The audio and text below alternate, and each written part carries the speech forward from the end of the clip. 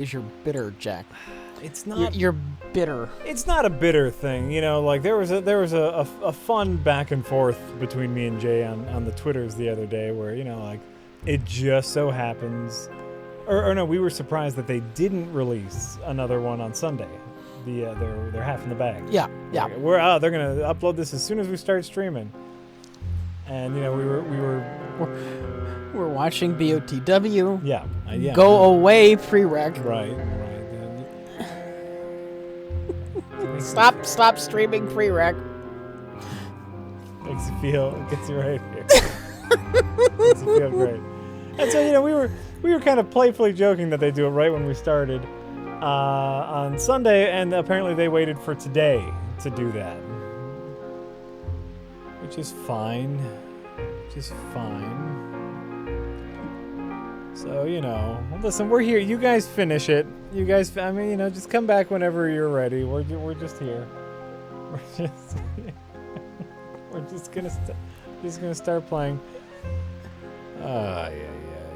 Wait until we've had time to finish Best of the World. Of course, yeah. The wheel looks great, doesn't it? Thank you. Like it looks great in real life, but even more so, like it looks great on camera. Like, Better than I thought. Really pops.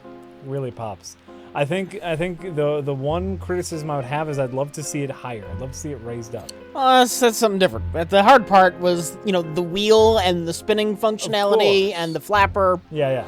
No, I think in future episodes I'd love to see it just like kind of, like chest height-ish. I think that would make it look a little bit better. Yeah, because like there's a lot of bending over. There's a lot of awkward camera angles. So I'd love to see it like Wheel of Fortune style. Anyway, what day is this? It's Wednesday. We're gonna play The End Is Nigh. I have an important question, Rich. Do I skip the cutscenes? No. Why would you skip the cutscenes? Right. For those who don't know, The End Is Nigh is the new game by Edmund McMillan, and Rich Evans voices Ash, the main character. Yes. Bizarrely. I was watching people stream this earlier, and it's a little bit weird. To hear your voice and other people? I was involved with that. I'm just lurking, watching your stream. Well, that's weird. Yeah. And so, a lot of people were asking if we were planning on doing an episode about this, and the answer is obviously not. We're too close. We're far too unethical. Close. Yes. For a friend of the show, former prereq guest and friend of the show, Edmund McMillan, who we've been working with. Not only to do that, I cut together the gameplay trailer that you see on the store page and all that fun stuff.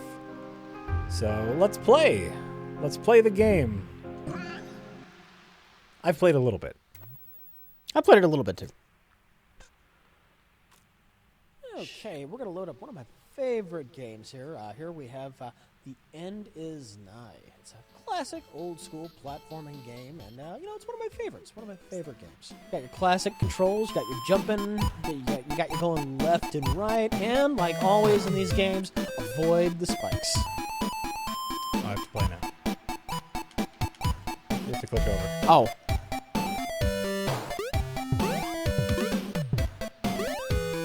That's cute that they did that. Oh shit. Oh no. No! No! Oh fuck! Oh fuck! Oh god, no, this can't be broke. Here, let me get the cartridge out. Okay. Oh no, it's still not working. Oh fuck! Fuck, what am I gonna do? Fuck!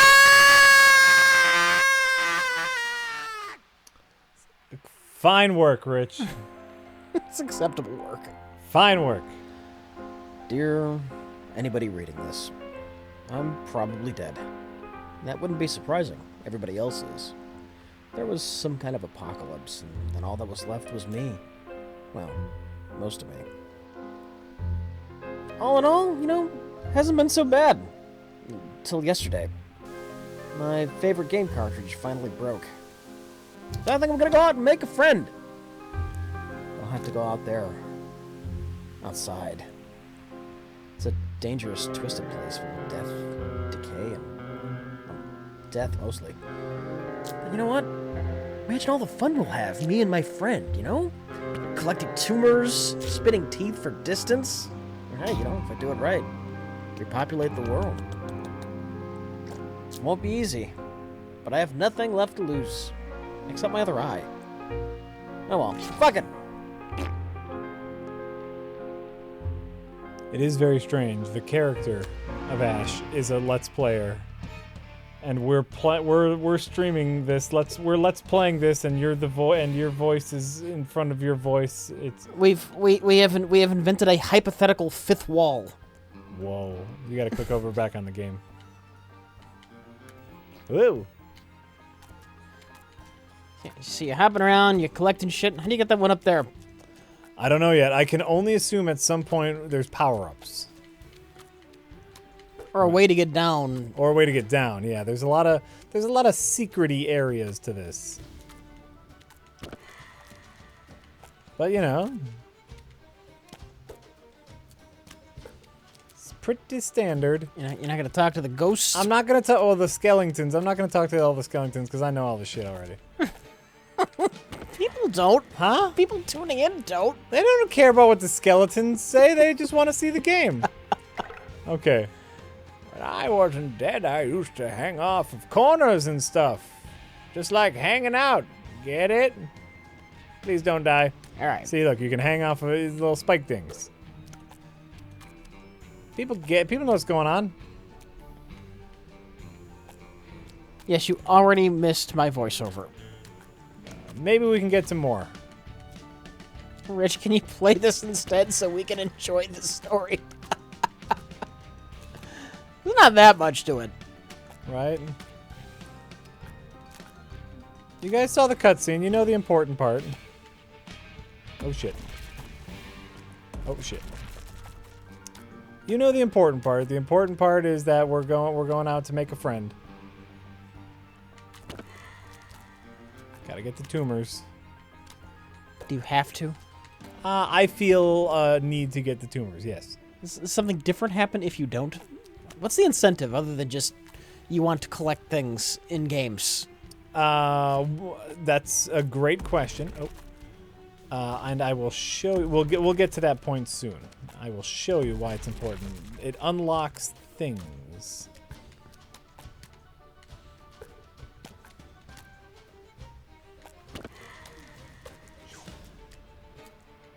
It unlocks things. Rich finally fucking made it, I suppose. We'll see. We'll see if Edmund ever talks to us again. I have my doubts. Oh, you did fine work, Rich. You did fine work.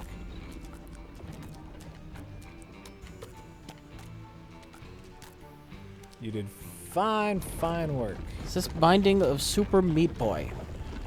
Right, you know, a lot of similar art styles and a lot of similar themes. Shit. You fucked up. I fucked up.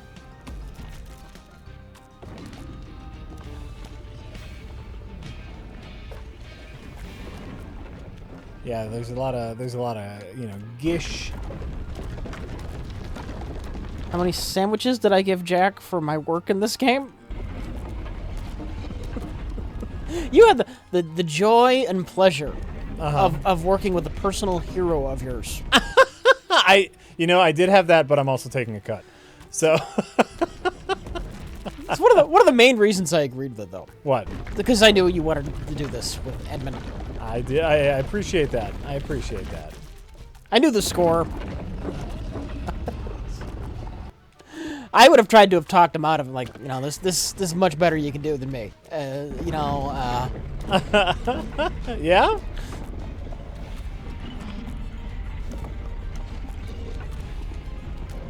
Crap. No. Wait, go back for a second. Other room.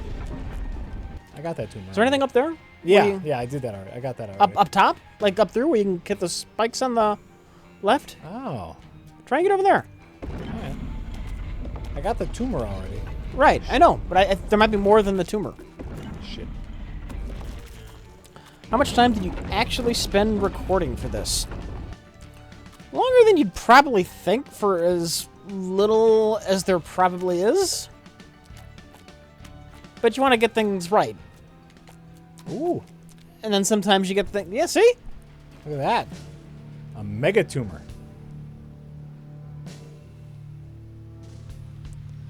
Oh, I mean, it probably took us what? Like, in total, spread out across a couple weeks, 5 days?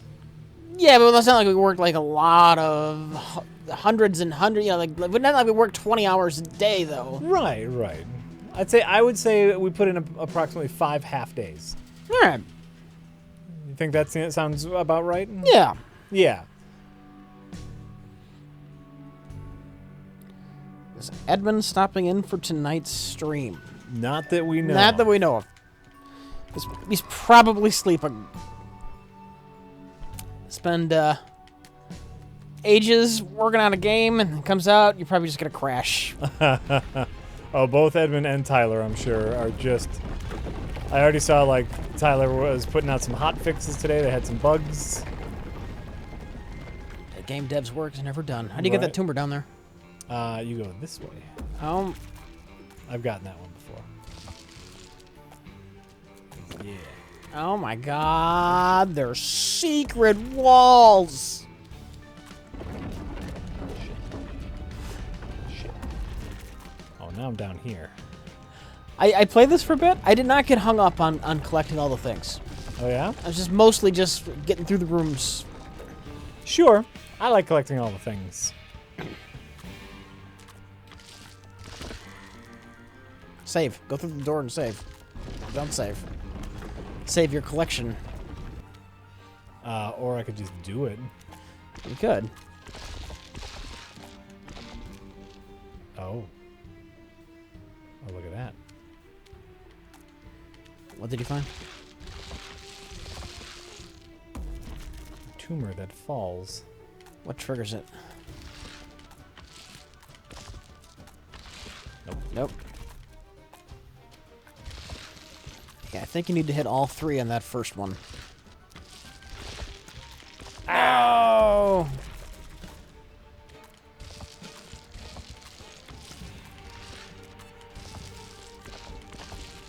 Oh! Close, Jack! Close! Nope. Nope. Nope. The camera's like right in my way over there, so hold on, we can get this.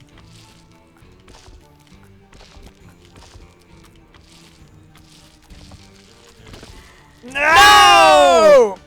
You can't just grab the tumor, you also have to get out is the problem.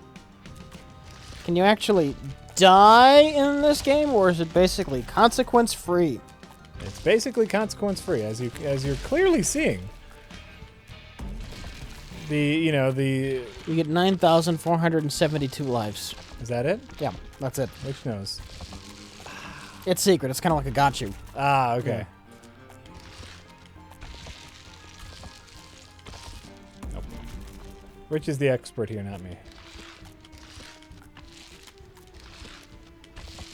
Nope. I might not get this one because we want to keep moving forward. Right. All the pro streamers who stream this game, they be getting all the stuff. Well, of course they're getting all the stuff. I'm not a pro streamer. I don't got the elite strats. I'm just saving. I'm just killing time until we can talk about Spider-Man. Damn it. It was good. Right? You almost killed too much time there, Jack. That's the problem. Getting too good at killing. Nope. Getting too good at killing time. There's a lot of stuff we can talk about. Like we can talk about the first round. Oh. First round? The first round of the great Twitch versus YouTube experiment. Yeah? Friday the 13th. Just to give the half in the bag an oh nope. To give the half in the bag an extra day, I spent some time and I uploaded it to Twitch. Oh, okay. Because we've talked about Get out of there! You did it! Boom. Because, you know, we've talked about doing that as an experiment before, like uploading it to Twitch to see how the numbers would be. Nope. Not gonna do it. I know already. Not gonna do it. Oh, where I am. Oh, I see what I have to do. Can't do it now. Oh well. You fucked up. Well, I'm sure I could get back. Can you restart? Can you like hit start and go to the first area in this Yeah. level magig? Oh, I'm hanging on the side. Yeah. I didn't know I was doing that. I thought I died. Oh, look, there's a little spike up there. You see that? Right above me. Nope. I think you're going about it the wrong way. I think you have to go through the other side and then come back. I think that's the appropriate way to do it. Oh. Or the way I just did it. It's really happening. The ascension is real. I've paid my penance. I've been forgiven. I can see my future. I see a white light. I see a foot. Something about a fingernail. I'm feeling feelings again. This is finally over. Goodbye, cruel world. All right.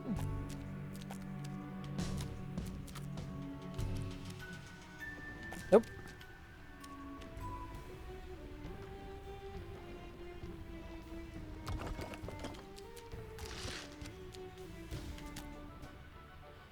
Yes, my voice is actually in the game. It's in the cutscenes. Yeah.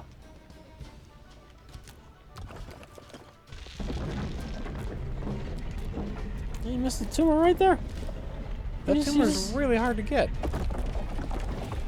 That tumor's like super hard to You get. get paid to do this shit. You get paid to be. That tumor is super hard to get.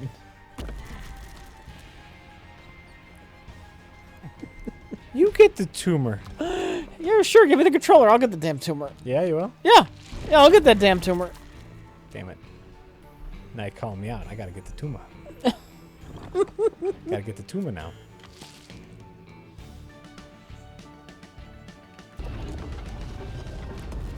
Okay, so the great Twitch versus YouTube experiment Yeah. has yielded some interesting results from the first round. Yeah. So what I decided to do was release it on Twitch a day early. Like, so, you know, an email went out, so anyone who's a Twitch subscriber to us got an email a day before everyone else. Right. And obviously, like, the numbers don't even compare. Oh, right. Because, you know, we have far more YouTube Right. subscribers than we do Twitch subscribers.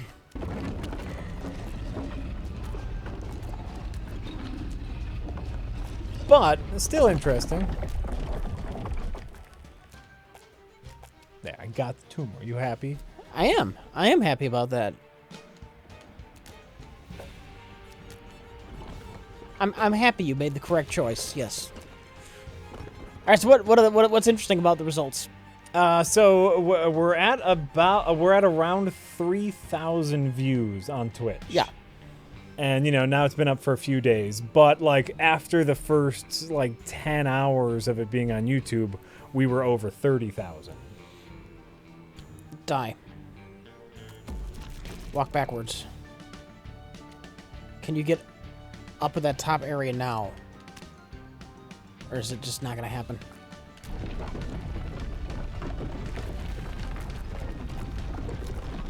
Almost, Jack. That's the way to do it, though.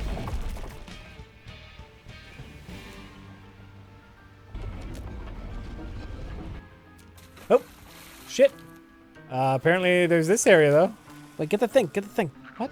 There's a thing over there on the right. What was that? You missed the thing. Well, I know. I was wondering what that thing was. That's the exit. That's the... the mega tumor.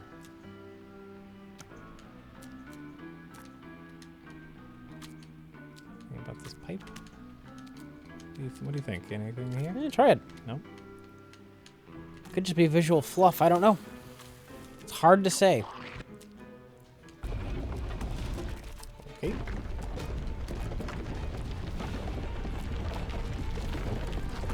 Nope. What was wrong with Spider-Man Homecoming? Well, I'm not going to talk about spoilers just yet. While there might be some minor issues I have with it, in general, I really loved it.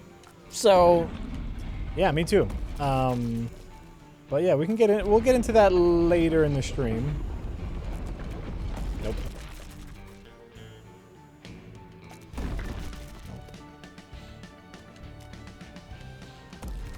We'll do one of those, you know. From now on, you know, talk spoilers. yeah. Things.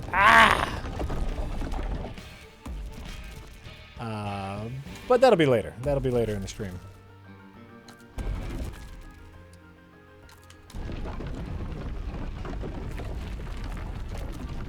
Gobbledygook says... Gobbledygooks! Rich Reed? Question mark? Go for the eyes, boo. I was an adventurer like you. Then I took an arrow in the knee. That wizard came from the moon. It's time to kick ass and chew bubblegum. And I'm all out of gum. There's a number of things they wanted me to read. Those are fine. Those are all fine things to say and read. I was an adventurer like you. Well, I took an arrow to the knee. Oh, see, look, you're a natural video game voice actor. Oh, wizard came from the moon, I did. That's a moon wizard. It's one of them moon wizards. That's one of them darn moon wizards.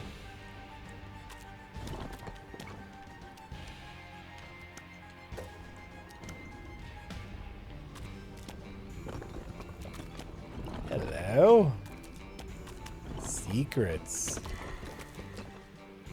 Hello, secrets. Nope. Rich Evans, the Troy Baker of video games. Wait. Better than being Kenny Baker. Of video games? What? Ooh, nice find. Now you just gotta live. Yeah, but it's. I know. Oh, there we go. There we go. You did it. I did it.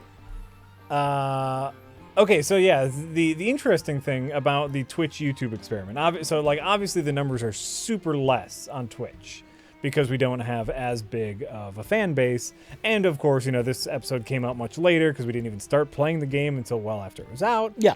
So you know, like this is just one. This is just kind of one piece, you know, like one sample, right?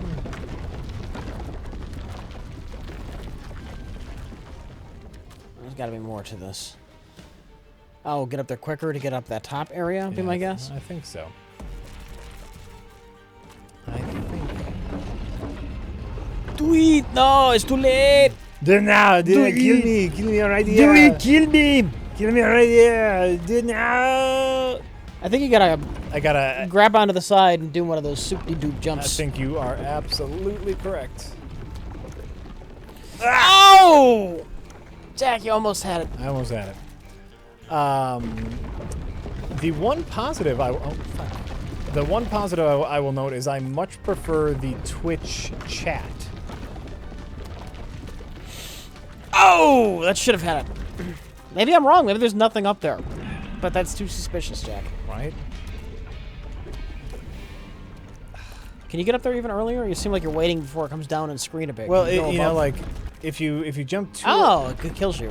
Oh well. Oh no, you hit spikes. No, I hit spikes. Oh yeah, now I'm just messing up. Like you need some fall momentum before you can even get up there, you know? So it's like I'm just waiting a little bit. Oh. I'm just waiting a little bit. Ah, boom! Oh, what is that? That's a cart. Oh. That's one of them with our video games. How do you do this? How do you get? Oh, the clouds. Oh, I messed up.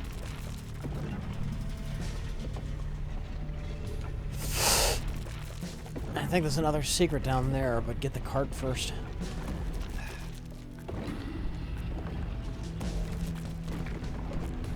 Ah! I think the key is just momentum. Duh.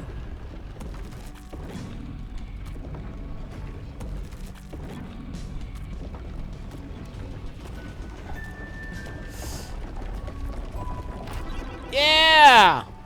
Play it on your home console. Nice. No, I think I see tiny spikes down there. There's a little ghost friend up here, though.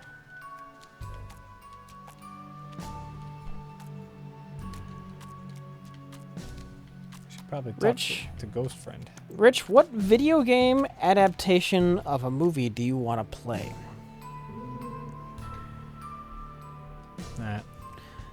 Super Mario Brothers? Can't tell me that wouldn't be trippy. What video game adaptation of a movie do you want to play? Super Mario Brothers. You want to play a game based off of the movie Yes. Super Mario Brothers. I love it. With John Leguizamo and Bob Hoskins. Bob Hoskins. I love it. So like 3D action game, not like a Mario game.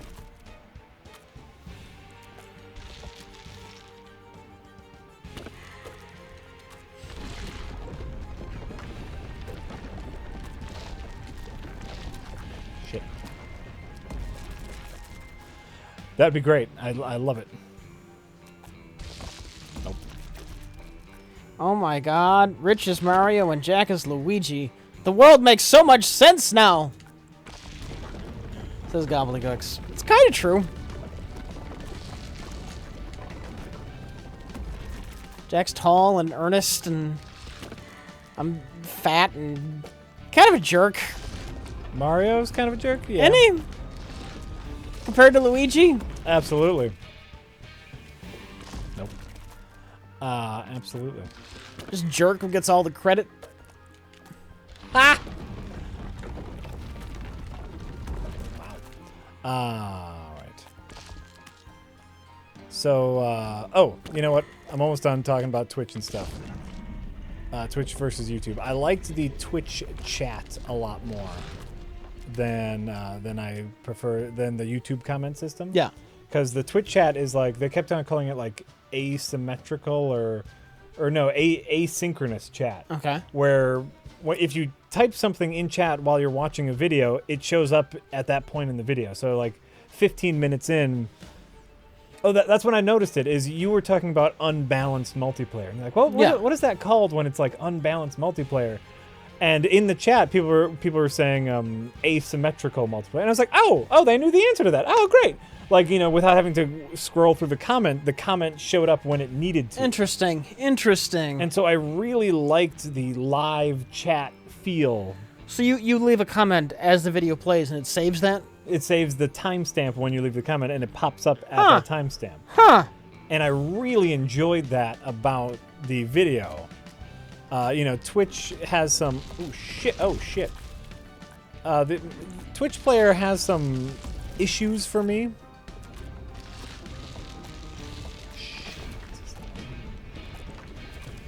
Nope. So how the hell are you supposed to get that one? It's a great question. I don't even have a theoretical way to do it. I have to like jump from. You have to stay on this big thing. Like, you know, jump and to get it that from one. underneath. Yeah.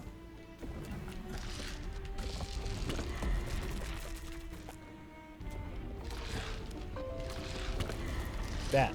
Yeah, you did it. You failed at the last possible moment. Aha! So, in any case, the experiment yielded some. Nope, just not making it. Yielded some interesting results. You know, part of which we knew already, which is we have a much larger fan base on YouTube. Yeah. Which obviously that's the case, but there's some room here for experimentation. And I think for at least the time being, I'm going to try to do a similar thing where we release like a day early on Yeah. Twitch, just for all of our Twitch subscribers, and people seem to genuinely enjoy watching it there. I think you need to wait on that first one a little I can't, bit long. It crumbles, you see.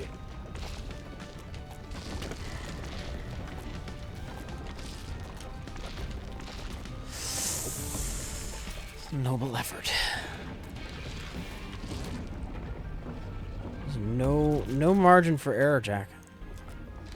I noticed that. It's not a very forgiving game. I noticed that!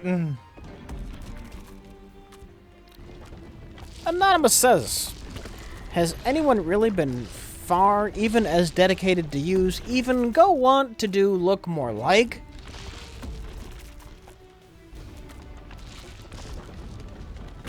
Wow. Anonymous says, Rich, just wanted to say, fine craftsmanship on the new wheel. That thing's is beautiful. I give it 18 months before Mike sets it ablaze. that might be about right. Right? Someone has to mod this so it has your character yell, "Oh fuck," when you die. I lobbied for it. Mildly. I knew it would never work because you die too often.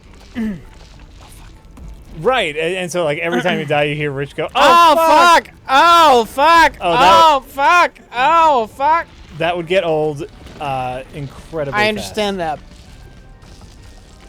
Yeah. You fucking did it. Oh, I remember this one. This one has this. I've done this already. Like that.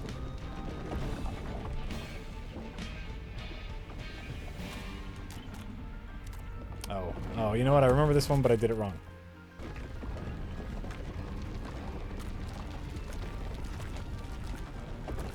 Eh. There we go. Did I still do it wrong? You still did it wrong. You gotta get up there. Oh, fuck.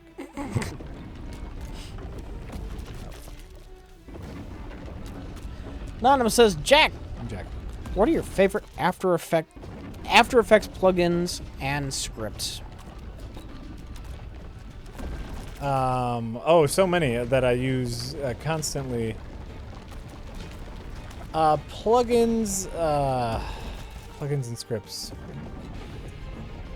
Plugins and scripts. You know, Mocha import is kind of like the obvious answer because for a lot of things I use Mocha, and Mocha is a planar tracker, so it can, you know, like that's how you stick stuff onto other stuff and make it look realistic. Mm-hmm. Is you... Oh, come on. How do I do this? Rich, when you did the voiceovers, did they give you lines, or you got some room for improvisation also? We tweaked. We were given that leeway. Yeah. There's also some alternate takes that I don't know if were used or not, but...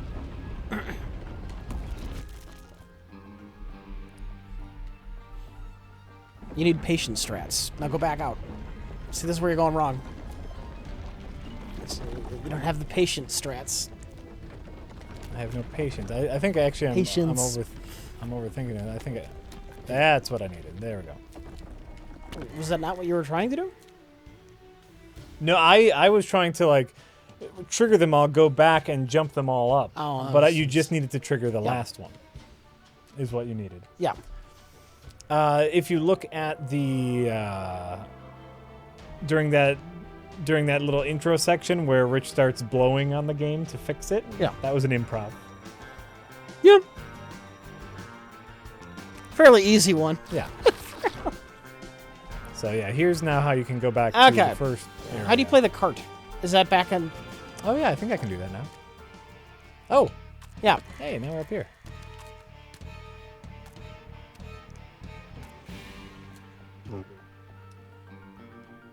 Hunger. Go, I hunger. I hunger. 300. 300 must be blood. Must be fresh. Feed me. Yeah. All Okay, we can play Morta Man.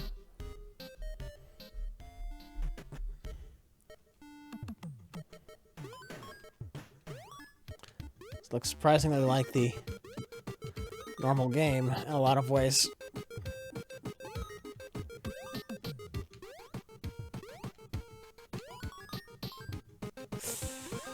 I know. Really? You're okay with that? Huh?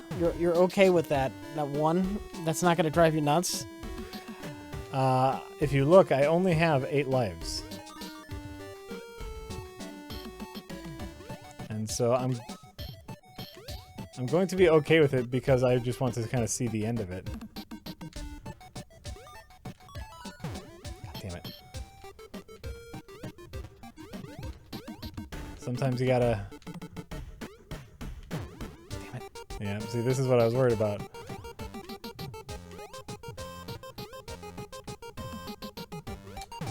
Nope. Nope. Nope. Nope! Nope.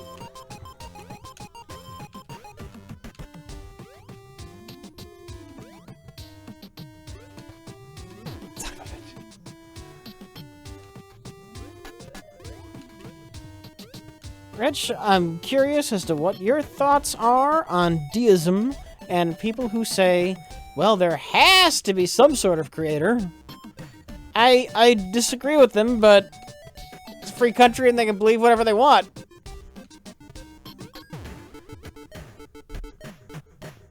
Look, it's less obnoxious than this is my scripture and my beliefs and you have to follow my beliefs.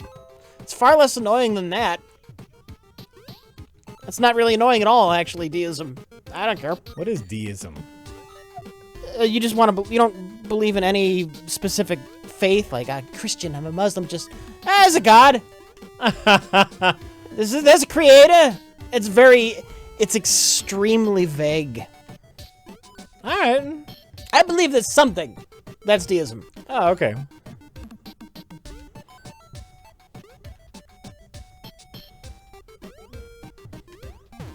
Okay. Which, supposedly, a lot of the founding fathers fall into that category, I have heard. Sure. I have heard that Thomas Jefferson had his own version of the Bible with anything supernatural kind of edited out of it. He does. That's Yeah. that's a real thing. That's a real thing. That is actually, there is a fuck you game. There is question on whether, like a lot of people take that as the fact that he was not a Christian, though. Other things point to the fact that he was a pretty devout Christian. Mm-hmm. He just... the camera.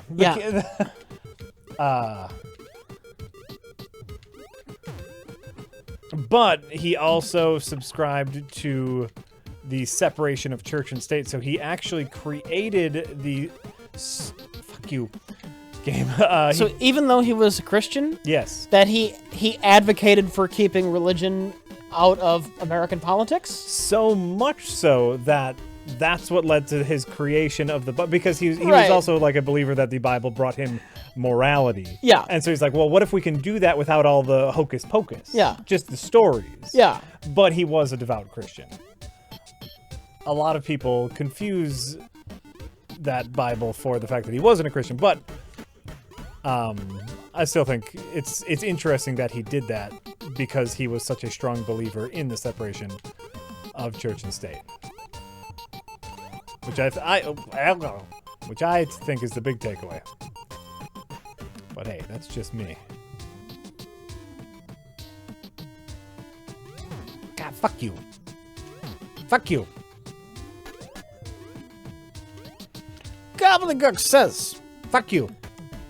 That's not what Gobbledygook says. Fuck you! Gobbledygook says, I am considering spending $2,000 on a Kickstarter project for a Russian game company to make an in-game creature for me in their game. Is this a sound investment? No. Rich, what animal would you choose? well, a human. I would choose a human. Right. As far as whether or not that's a... how reliable do these Russian devs seem? Have they done anything else? You want to make sure you're eventually going to get something out of your money. And when you say it's going to be, I mean, an in-game creature, like, how does that resemble you then? How, you know, are they just going to name it after you? That's an important question. Are they going to try to make it look like you've been given monster horns? They're probably going to do it as quickly and cheaply as possible, which means taking a pre-existing monster, giving it a funny hat, and naming it Gobbledysaur. Ah, the Gobbledysaur.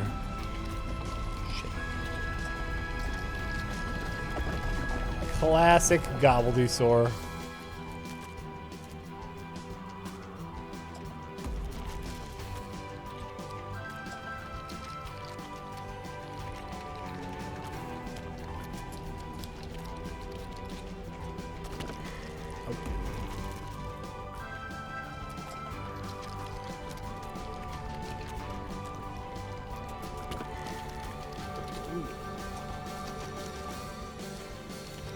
Gobbledygook, I read your previous tip. I said all of the things. I read that one, and you got another one coming up, but I'll get to that one. Jorgamon says, Rich, just watched the latest Wheel episode. How does it feel to be the Robert Oppenheimer of internet-based movie review shows? Did you have your Destroyer of Worlds moment yet? We'll see when the Wheel actually destroys a world. Until then, it's all theoretical.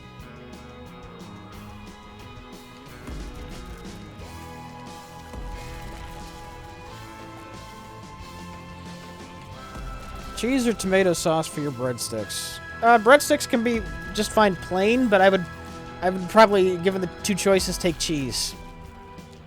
Don't you get like cheese sticks and then dunk them in the tomato sauce? No. Like a marinara? No. I'm getting cheese sticks. I don't need the marinara. That's just a distraction from the things that are good. Sure. How the fuck are you supposed to get out of here, Jack? Obviously, you need to get hooked on that nail. Of course. Or get hooked on phonics. Reading is fundamental. There we go. You're doing it, Jack. You're doing it. Oh, look at that thing. Be that friend or foe? Oh, they're gonna make you do it twice. Son of a bitch. They're gonna make you do it twice. What do you mean? First time, you're gonna brush up against that rock to disintegrate it, and then you're gonna have to go through to actually get through. To your left? I don't know if I can. I think you have to go from the top. Oh, I see. You know what? There's a hook on that one. There is a hook. Yeah, yeah. I missed that.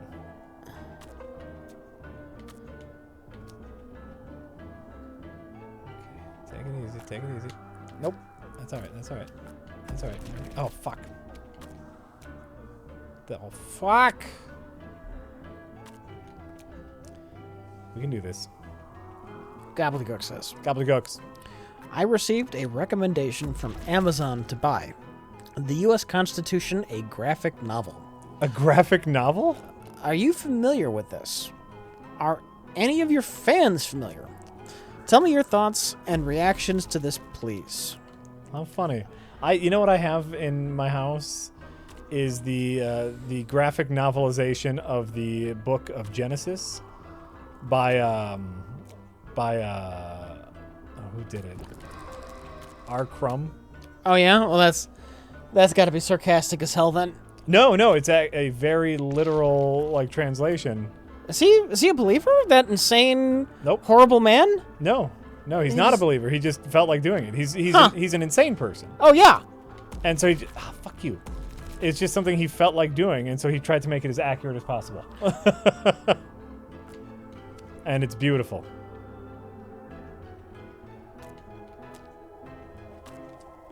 It's just It's just something. Can you slide against the left side on your way down? Oh my god, you're totally right.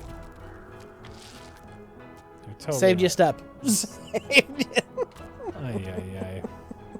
Sometimes, Rich. Sometimes.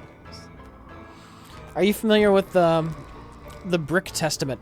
The Brick The Testament. Brick Testament. I'm not familiar with the Somebody did kind of like a graphical novel, a graphic novel version of the Bible Okay. with Legos.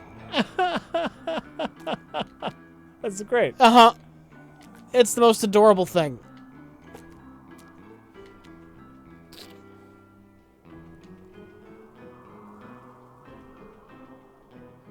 That's it? That's it. That's all we get for that.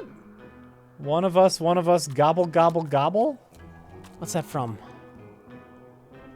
What's that from? I don't know. One of us. It's from something, and I don't remember what. Chat, what's that from? One of us, gobble, gobble, oh, Freaks? Okay.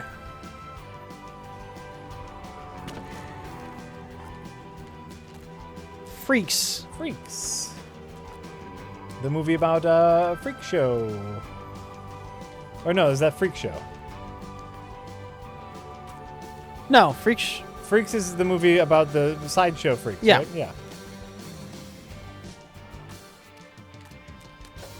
With the one who wasn't Keanu Reeves from Bill and Ted's Excellent Adventure. What's his fucking name? Yeah.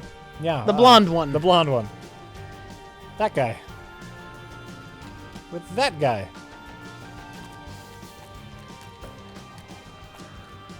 Alex Winter, thank you. Oh wait, that's Freaked? That's Freaked. I don't know which one Freaks is then. Freaks is the old black Oh! and white about like the actual sideshow freak. Yeah, okay. Okay. That sounds right. I think on stream Jay and I had the exact same misunderstanding but opposite. Where he was talking about the Alex Winter movie and I was talking about the black and white. Oh wait, when did this happen? Who? With what? This happened on stream, like... Shit.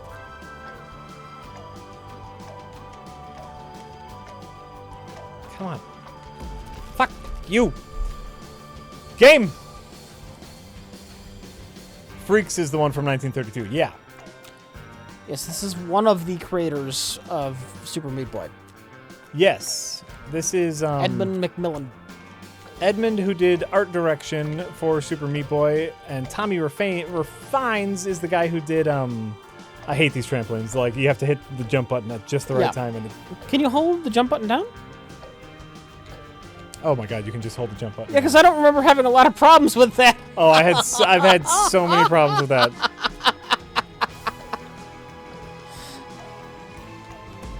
So yeah, Edmund did art direction, and I think he did some level design too. And then Tommy Refines did programming. Fuck you. This is Edmund and Tyler. Oh, I'm gonna forget his last name. Tyler something. And then Tyler's worked with Edmund before on other stuff, I believe.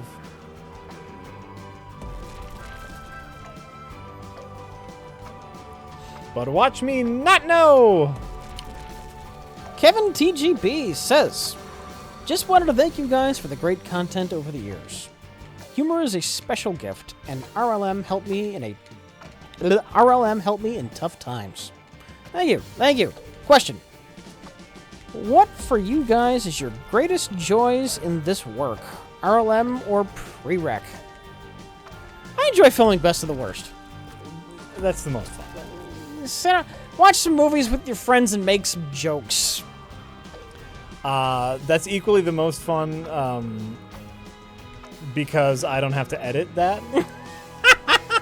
Yeah, I'm sure Jay and Mike probably hate it. Right.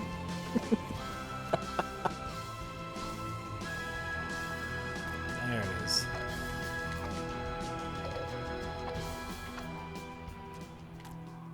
Oh. Like, I love previously recorded, and I love just, I have an excuse to play video games for work. Jack, you're a Super Meat Boy fan, right? I am a Super Meat Boy. How does this game stack up? It's different, is what it is. The secrets. The secrets are neat, like the hidden pathways that are all over the place. And that's the thing where it's like, so you cannot beat, and in full fuck you. In full fairness, this game does not beat the super tight controls of Super Meat Boy. Super Meat Boy controls like no other platformer I've played. It's amazing. And the wall slide of Super Meat Boy is something out of this world. But the exploration, just the and the demanding, the punishing accuracy of this game is something very different. Super Meat Boy has a little wiggle room as far as getting through a level. Mm-hmm. This is deadly accurate. So it's, they're just slightly different games in the same genre. That looks like the speedrunning strat to Right? get up there. Right? I've done it before.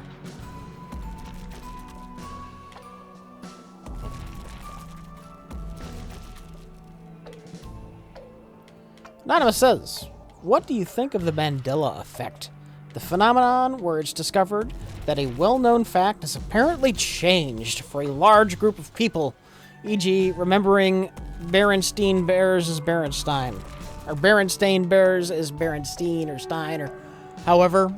I think the Mandela effect is people with very organic and unreliable brains freaking out and not wanting to believe it when that brain has inaccurate information. There is some debate on whether the Mandela effect is a real phenomenon. Baron, what? Yeah, I looked into this after we had our conversation. You believe that all people have memories from an alternate reality? That's the Mandela effect. Are you thinking of something else?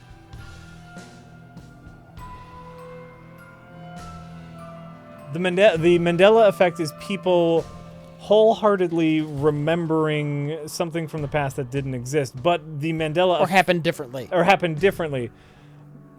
But there was something. What did I see on the Mandela effect that was like even like the way people think of the Mandela effect is actually wrong.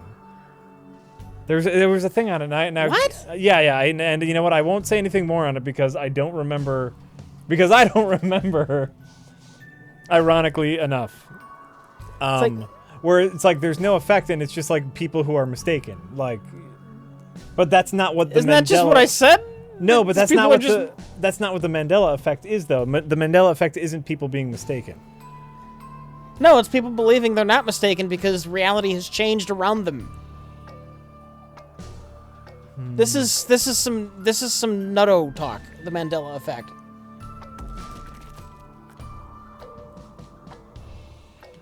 I believe it has its roots in some kind of new agey website.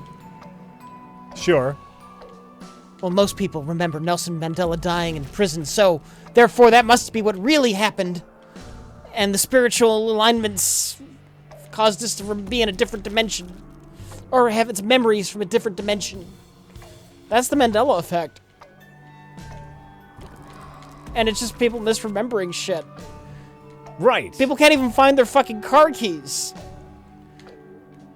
Berenstain is a fairly uncommon name. Berenstein, less so. It's not a shock a lot of people think it was the Berenstein Bears. Or the Berenstein Bears. Right.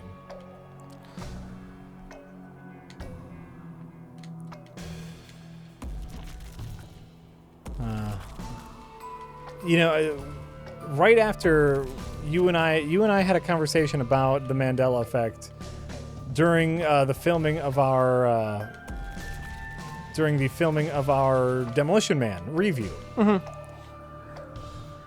And right afterwards, I started looking into the Mandela effect because I had never heard of it before then. And I remember coming across something that's like people are even misinterpreting what the Mandela effect is. Chet, I remember it as Baron Steinbears. That's how I remembered it. But I can acknowledge that my brain isn't a perfect machine that remembers everything with 100% clarity. Right.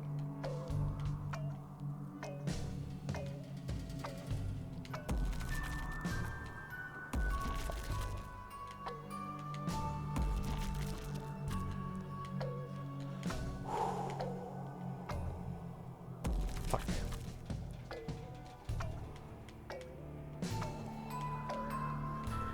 Fuck. Fuck. Fuck.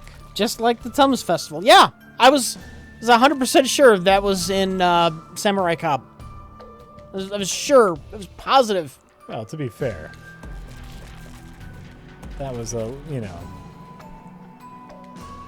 got similar actors, you got similar situations. Fuck you, game.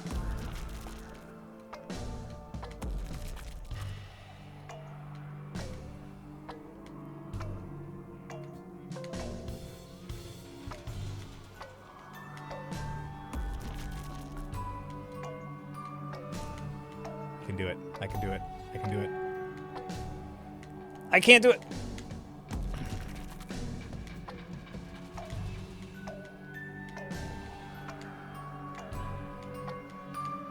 Damn it. All right.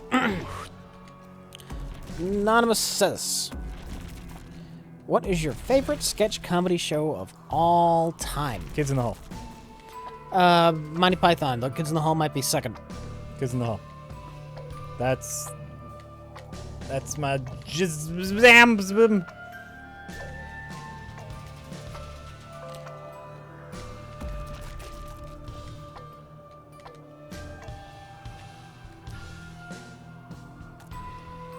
Kids in the Hall is it. All right. I mean, there's a ton of great sketch comedy shows. I hate the world right now. Saturday Night Live was good in the Phil Hartman years. Phil Hartman, Dana Carvey before he was a joke, Michael Myers, Sure. Chris Farley, Mike Myers. Mike Myers. Michael Myers is a whole. Yeah, different- I know. Though he's probably called Michael, and it's entirely accurate to call him Michael Myers. Though that's not what he goes by, yes. Right. I mean, but if you say Michael Myers, a lot of people will have. Wouldn't you love to see him on Saturday Night Live? Michael Myers? I think he would be kind of dry. I think there's a lot of good from a lot of seasons. Only recently, something funny about Rich Evans. When was it? When the Canadians were over. Yeah.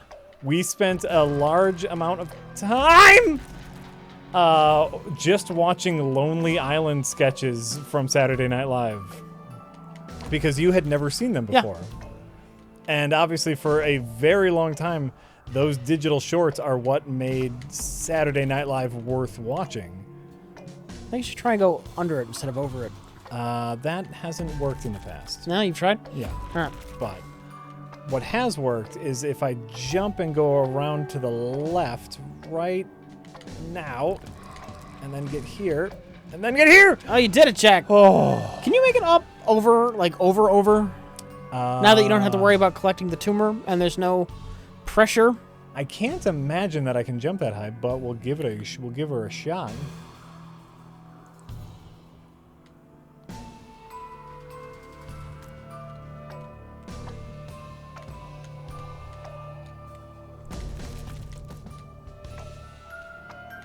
No, I can't get that high. Gobbledygook says, last night I saw The House with Amy Poehler. Great movie if you like Parks and Rec, and Casino and painful attempts at SNL comedy. Before the flick, I saw a trailer for Hugh Jackman as P.T. Barnum. Clown review? Question mark? $$. Why a clown review? You mean a review of Clown? No, a clown reviewing a movie about a famous circus promoter. Yeah. Rich. It seemed kind of random. The clown part seemed random. P.T. Barnum is a famous clown advocate. What? Oh, a little secret. It made sense. Made sense to me. Fuck. You know, probably not. I have heard bad things about the house. Amy Poehler. Yeah. Will Ferrell. I might be down with a P.T. Barnum film, though. Oh, yeah. Yeah, me too. You know, any good biopic, as long as you're into the subject matter.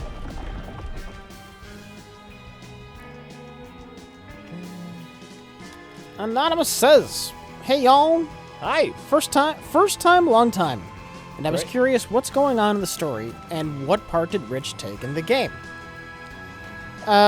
This is some kind of post-apocalyptic wasteland.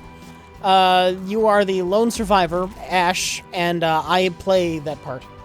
I am the lead character in the game, and his video game breaks, his favorite video game. So he decides he's going to go out and literally make a friend by building it out of parts. But he has to go outside to get the parts, and outside is very dangerous. You'll hear my voice in the cutscenes, which there's not that much of relative to gameplay. So, Right. you heard me at the start of the stream. I doubt you'll be hearing me again. We'll see how good Jack is. How far can Jack get? I don't know if I've, because when I played the game when we first got it, I didn't, the cutscenes weren't in yet, so I actually don't know where I the know. cutscenes are. Well, based on context cues, I believe the next one would be when you collect all of the parts, right? There might be a part before then. But I don't know. So, does Jack still hate cutscenes if Rich is in them? I jokingly asked that beforehand, yes, if I should skip the cutscenes. In general, I still hate cutscenes. Obviously, I can be a little biased towards these. Or I will allow these cutscenes to be played.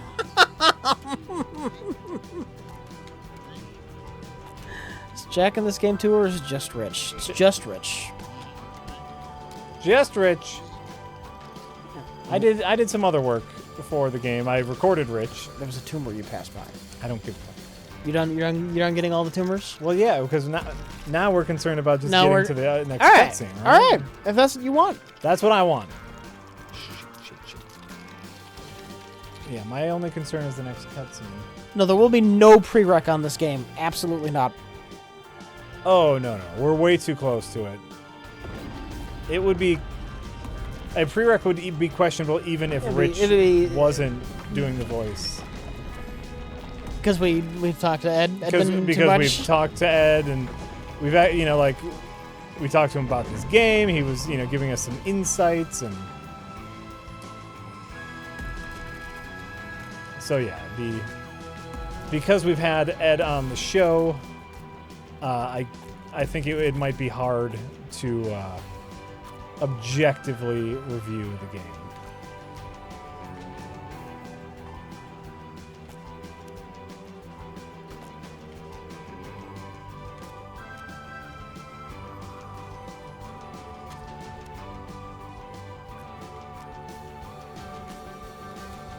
What game is Rich doing voiceover? Question mark. This one. We're playing it. This is the game.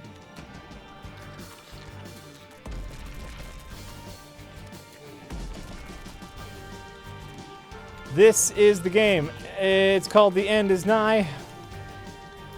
And Rich does the voice for it. And if I can get far enough, you might actually hear that voice. Again. You heard it once at the beginning of the stream. I mean, and you always hear, Rich's voice. That's not a... You damn well know what I mean. Don't get goofy on me. No Don't guarantees. get goofy on me, Bella. No guarantees, Rich.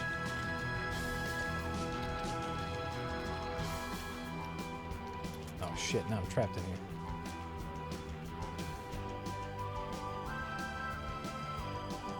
Is that gonna kill me? You just don't go up on the right side. You stayed... Huh? Don't go up on the right side.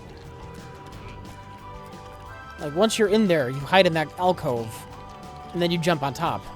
Right. Oh, yeah, no, but if you want the tumor, Yeah. you have to get inside. Yeah, I know. So then you get inside. Right, now, stay in there. Trust me. Okay.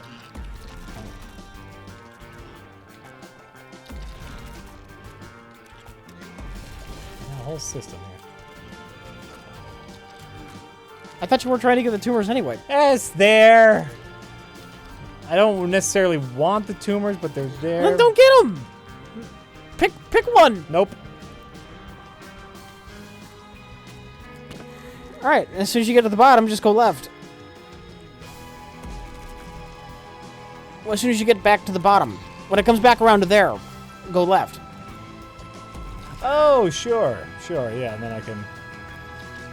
Either wait for it to come around again or just go off the screen and back on to yeah, reset it. That almost seems like a cheese.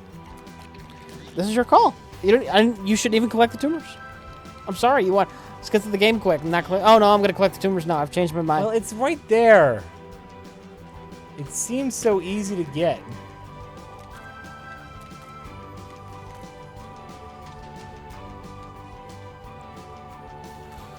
Game Child UK says, Rich, it was awesome to play with you again on F13.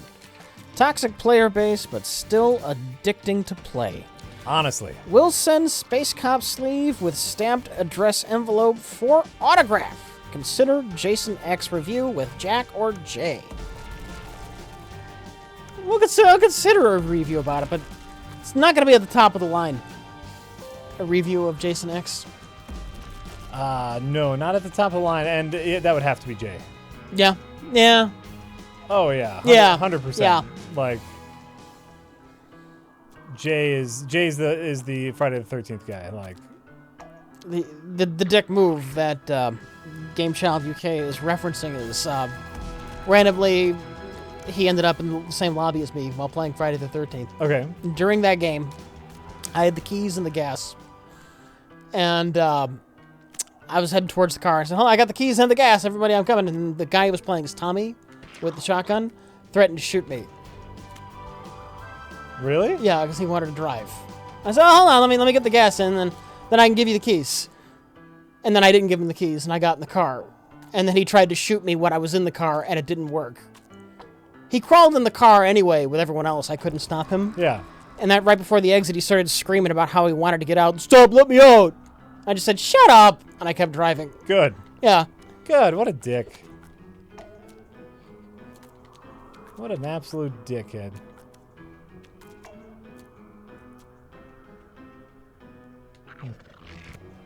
Yeah.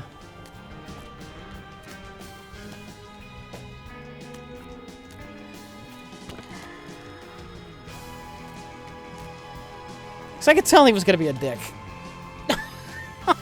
Yeah, I'll give you the keys. Yeah, no, I'm not. Yeah. Well, I could just shoot you and take them. Well, hold on. Let me get the gas in. All right. I'm gonna. Oh, nope, I'm in the car. Then I heard the shotgun go off when I was getting in the car. Oh. Yeah. Wow. So he tried. He tried. What a dickhead. Some dicks. Found you. I found you two more.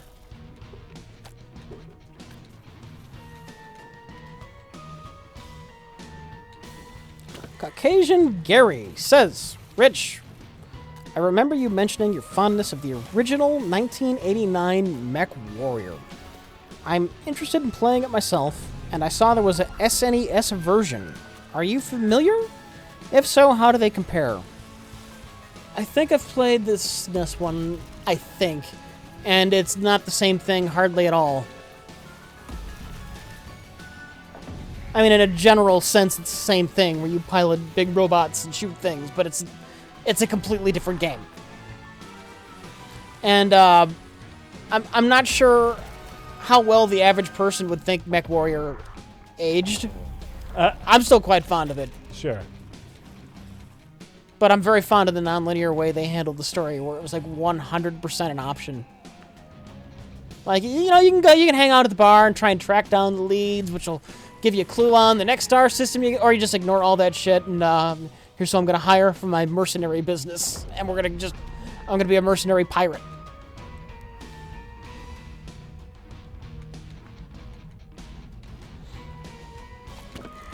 Plus, Mech Warrior 1, very easy to cheese. Oh, yeah? But I played it a fair amount. You take the smaller, more maneuverable mechs, and then you just run around quicker than the AI and their big mechs, and you shoot their legs out from under them. Yeah.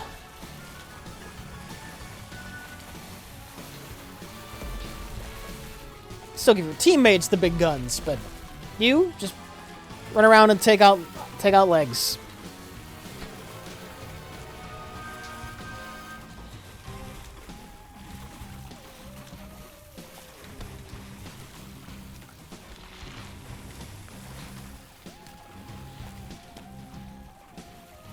Because I could be remembering it wrong, but I don't remember even when you did follow the story of Mech Warrior, I don't remember it leading you by the nose. You get a hint on what is, it's a star system that sounds like this is where you got to go next. Sure. It wasn't like, here's the arrow, doot, doot, doot, that's where you go, here's the arrow, doot, doot.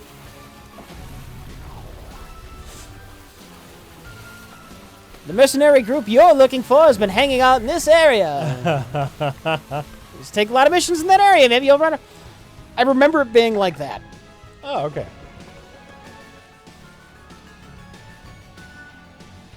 This water is polluted.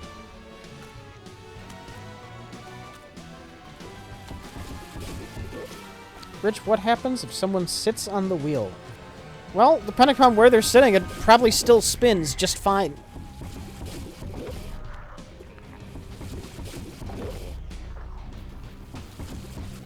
That wheel's pretty darn sturdy. The Lazy Susan that I got for it rated up to something like 1,000 pounds. So I could sit on it. 1,000-pound Lazy Susan? Yeah. Well, I wanted something wide. You know, I didn't want to balance the whole wheel on this little tiny Lazy Susan. And the only one they had that was any kind of decent size at all was like rated for 1,000 pounds. Sure, why not then? Yeah.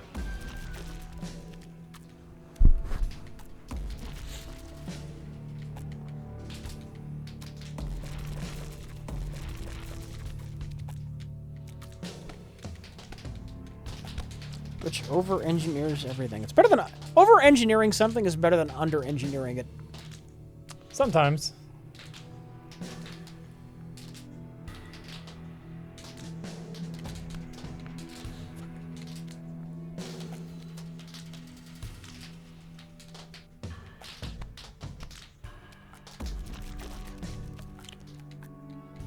Anonymous says, were you one of the many channels to receive a free copy of House Party in the hopes that you would stream it? It's an adult 3D game that's on Steam, and I couldn't believe so many people played it. I've never even heard of it, let alone been offered a copy. And we get offered games every once in a while. We were not offered a copy of House Party, I can tell you that. Every once in a while, I'll get an email from like a publicist or something. Yeah. Just saying, hey, you're on our list of streamers who have like decent audiences and whatnot. If you want a copy of this game, let me know and tell me if you're going to stream it or not. Yeah. But I have also never heard of House Party, so.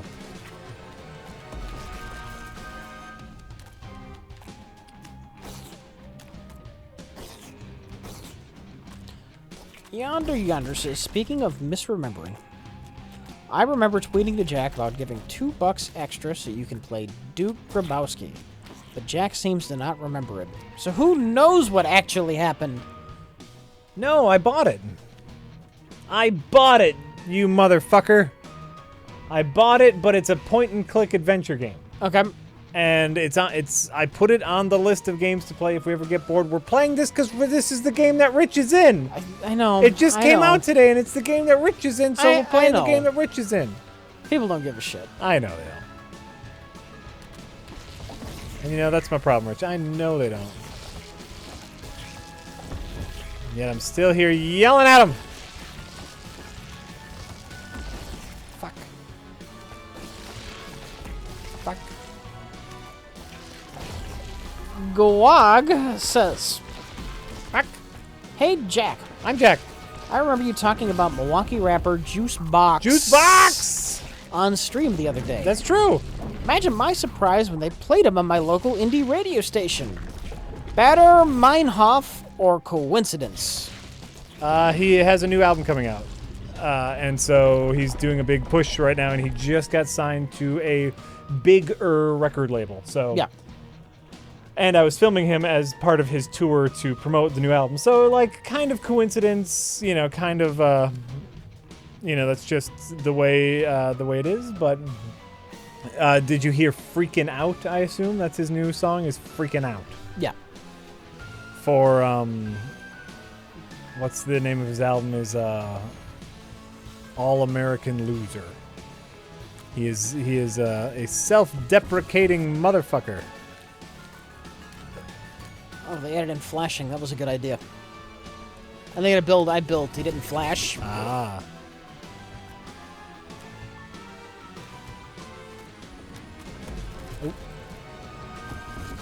Anonymous says, "I've been binge watching a series called Game Fiction, and there's an episode about a developer suing a modder for making their character naked. What are your thoughts on this legal gray area?" That sounds insane. That you should sue somebody for making a mod. Can you? What's the legal argument? What are they claiming? Right? What is this violating?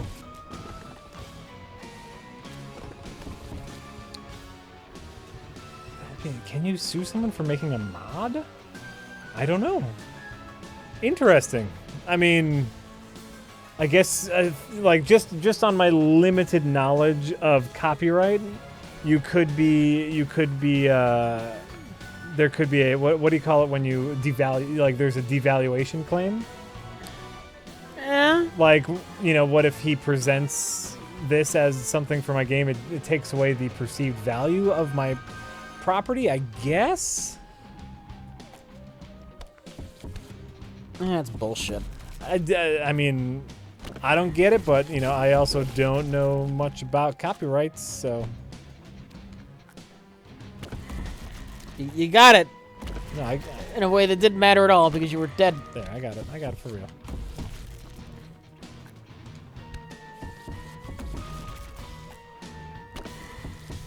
I don't think you can do it like that.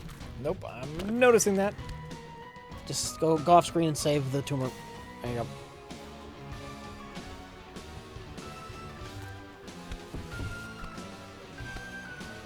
There was controversy when Oblivion came out because nude mods made the ESRB give it a higher rating.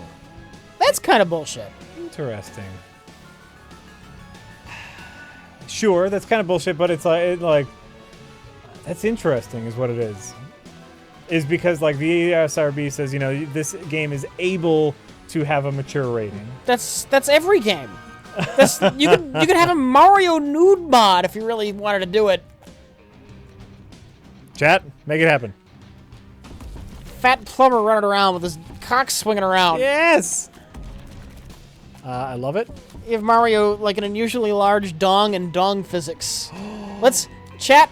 We need dong physics. We need you to give Mario an M rating by the ERSB. We need dong physics. Whichever one of you can make dong physics on Mario happen. Jumping on the Goombas and just going... It would be funnier if it was, well, yeah, like just slightly behind Mario. Right. Oh, and you know what? For Super Mario World, when he starts his little cape run, you could have it like waggling behind him like a tail. Yeah. Like it's caught between his legs because it's so huge. I love it. Yeah, when you get the P-Speed, it's flopping around behind you. Yeah. I love it. Someone make it happen, please. When you rescue Peach at the end. Yeah. I see that out of the corner of my eye, yeah. and I love it.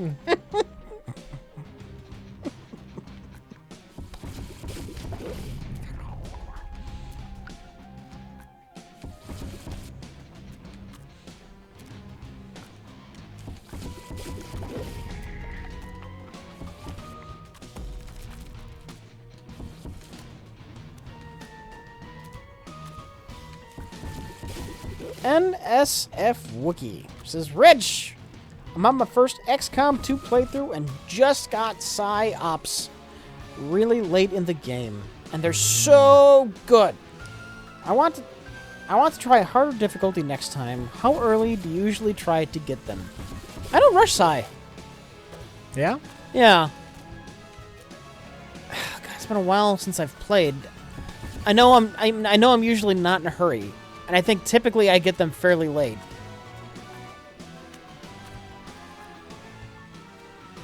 I do well enough with just the other classes, and then by the time you need a Psy-Op, it's already late game.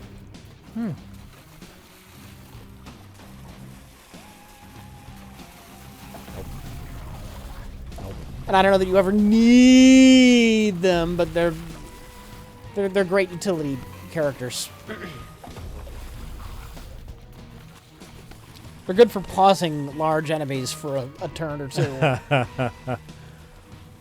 Sure. We're gonna put that oh god, I'm drawing a blank on what they're called. Those big robot, the ED-209 guys. Oh yeah, those guys are great.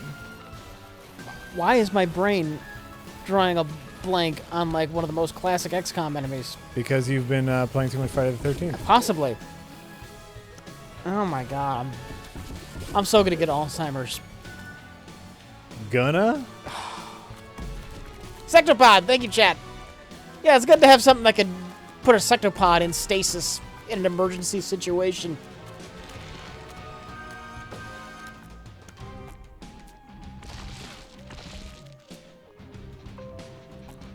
Ed-209? You can't tell me that. At least the older, less so in XCOM 2, but like the classic sectopod doesn't look like ED-209.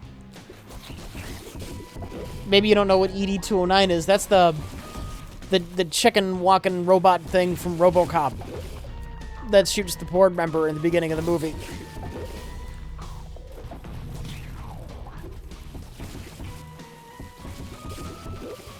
I'm gonna go out on a limb and say if they're part of our chat, they probably know what Ed-209 is. You never know. You can't make assumptions, Jack.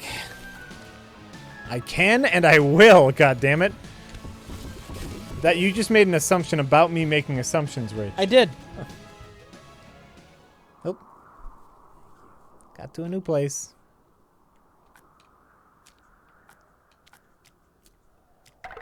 Rich is not far off from only making right turns forever. That's, you know what? Hop, skip, and a jump. Hop, skip, and a jump. Is that something people with Alzheimer's do? Only make right turns? It's something from the last Best of the Worst. Or the newest Best of the Worst, I should say. The Wheel of the Worst? Yeah. Which is an episode of Best of the Worst, yes. It is. It's Best of the Worst, Wheel of the Worst. You are correct. You bastard. It's not like they're two different shows. They kind of are two different shows. Ow. Kind of. Oh, please, how? Different form. We watch different movies.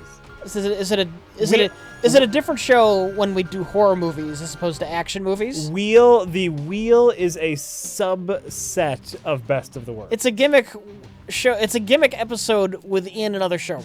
Yeah. It is its own show.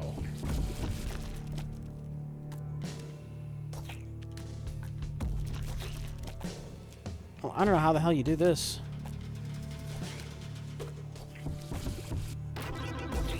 That. Oh, that is a. I thought that was all poison on the left. Oh, okay. Oh, I think I got it.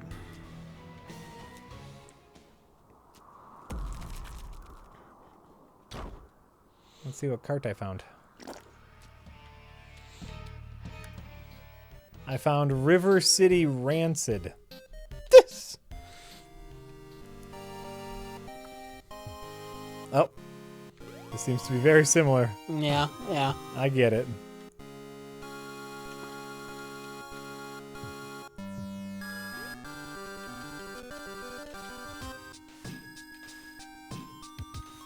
It's decent music.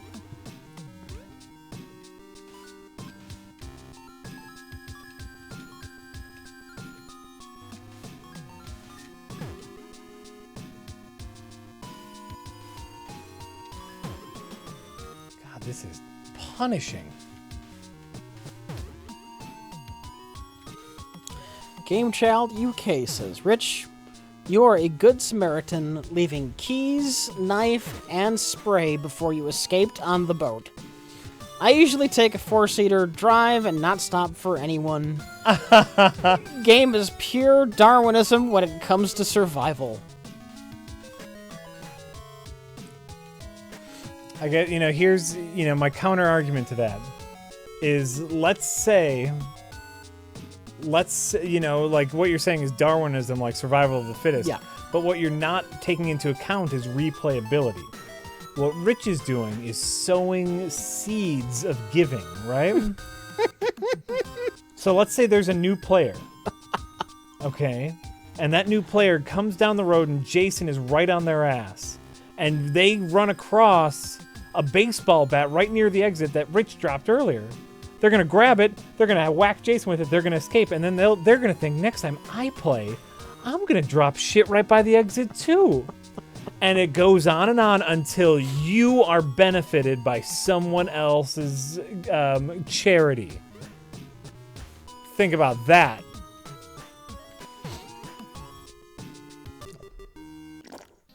You done with that shit, huh? It's fine, it's fine. I get it. This game looks more difficult than Meat Boy. It is. It is, by the way. It is punishing. Gobbledygook says, from seeing Rich play old Wolfenstein, I decided to replay Baldur's Gate from BioWare. Got the enhanced edition on Steam to compare to GOG. Much better. Should Bethesda give Doom/Wolf similar treatment? No.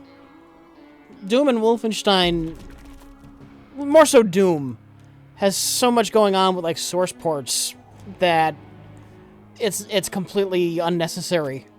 GZ Doom or Doomsday or any of the Doom source ports have already updated Doom, and you can kick up the resolution and all this shit they've added with mods and whatnot. Completely redundant. I guess Wolfenstein has like a source port that's decent, but really most Wolfenstein modding has been just porting it over to the Doom engine. There's something I want to play when it's done on stream. This kind of amazing looking fan-made Wolfenstein series of levels. Oh yeah? And it looks like there's more to come yet. They're not done, so I don't want to get into it, but it looks fantastic. Cool. Wolfenstein Blade of Agony. First of all, great name. It looks like they've gone all out with, like, NPCs. What?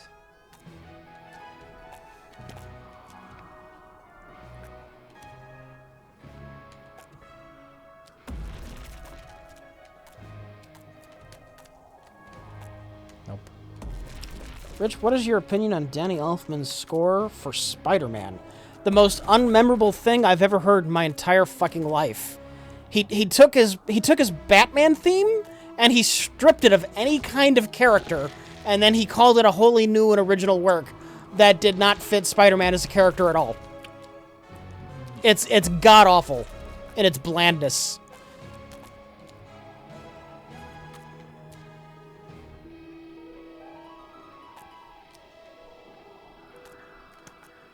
I would like to disagree with you. What is memorable about the Sam Raimi Spider-Man theme music? So I was like halfway through my sentence. I would like to disagree with you, but I honestly can't remember the Spider-Man theme. Sorry, Jack. Like I had a whole Jack. bit. I had a whole thing going. I'm now consciously trying to remember the Spider-Man theme. There's nothing memorable about it. It sounds just like the Batman score. It doesn't especially fit Spider-Man well. Huh. I don't remember it like... It's the Batman score without the memorable parts. I would like to disagree with you, but I am unable to. Oh, okay.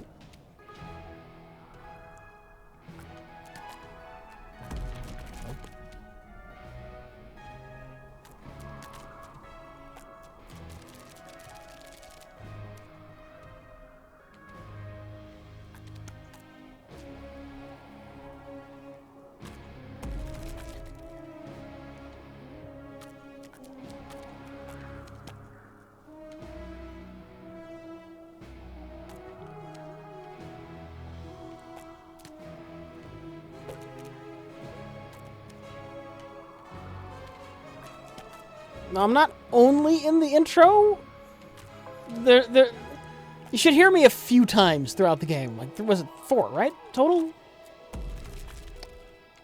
Cutscenes with me? No, 5. Was it 5? 5, I want to say. I want to say 5, but I could be wrong.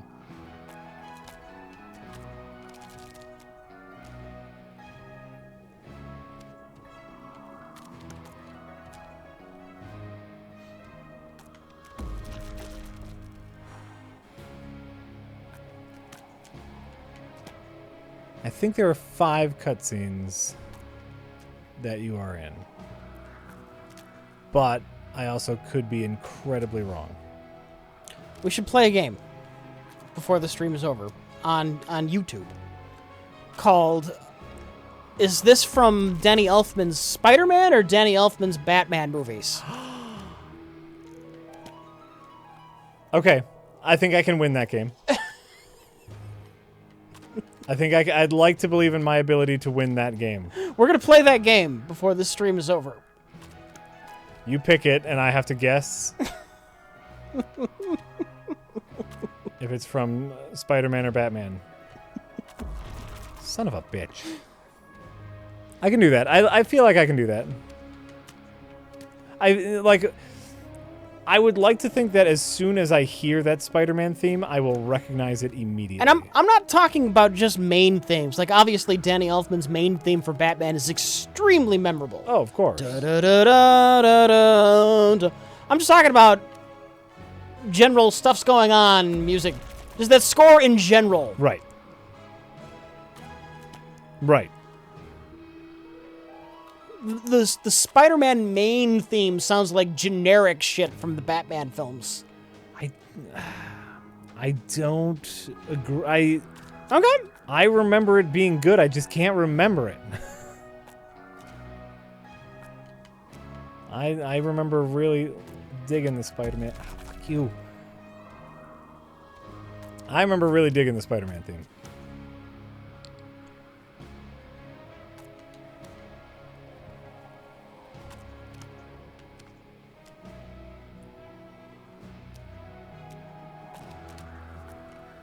I know it is now. I know that it is now both incredibly fashionable to. Oh, come on. To hate on the Tobey Spider-Mans because we have a good Spider-Man. You can say it's fashionable. I've always been there, though. Yeah. I know you always have been. But I also know it is incredibly fashionable to hate on Homecoming in favor of the Tobey Maguire Spider-Man. And listen, I will defend the Tobey Maguire Spider-Man, but I still think Homecoming is overall better. Okay. Just as a general point of reference for where I am.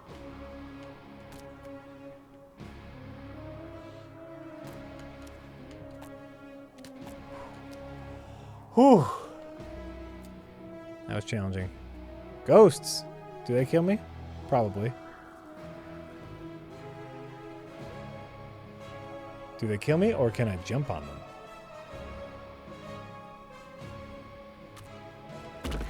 They kill me. Okay, great. Yep, totally kill me. So how do I get across? Oh, there's clouds. I see the clouds. Clouds. You can jump on these clouds. Oh, they sink. Oh, oh. Oh, we're learning things.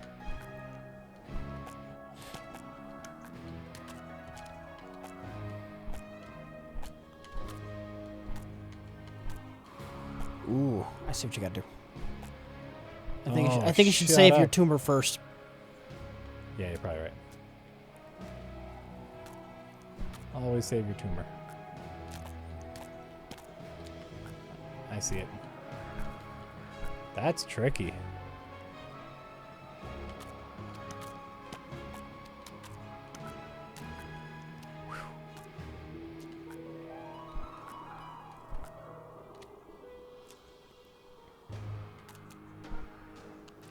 Rich loves Aliens, and Horner reused much of his own music for that score. All right, it's less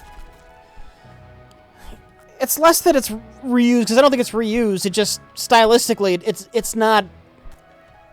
It's the same style as the Batman music, and they're very different characters. To be fair, Elfman has a particular sound. Like the Simpsons theme. You're telling me this man doesn't have the capability to have variety? Oh no, he has the capability. You telling me he's not versatile? Oingo Boingo, The Simpsons, Batman. I said he has a style. Okay. Which is true. Like, you can tell when it's an Elfman score.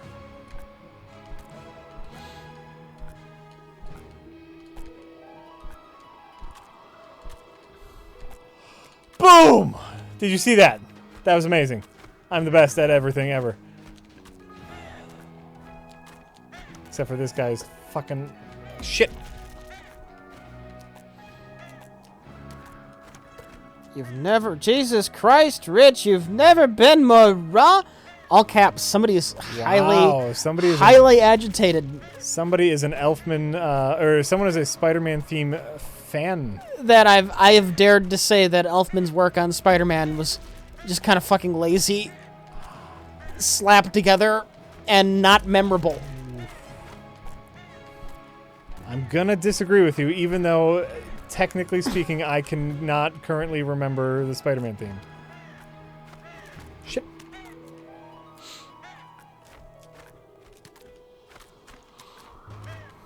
Fuck you.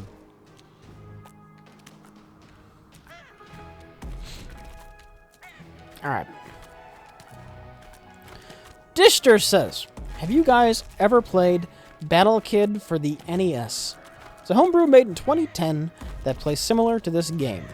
Also, I want to brag a bit because I know the dev for it, and my name is in the credits. What? Battle Kid for the NES? I've heard of that. I've never seen it. Well, it's a homebrew game. So it's made to run on the NES, but it's not an old school actual game from back in the day. Oh, okay. I want to say I've heard that... I have also heard the name, but don't know anything. Fuck you. Fuck you. Game!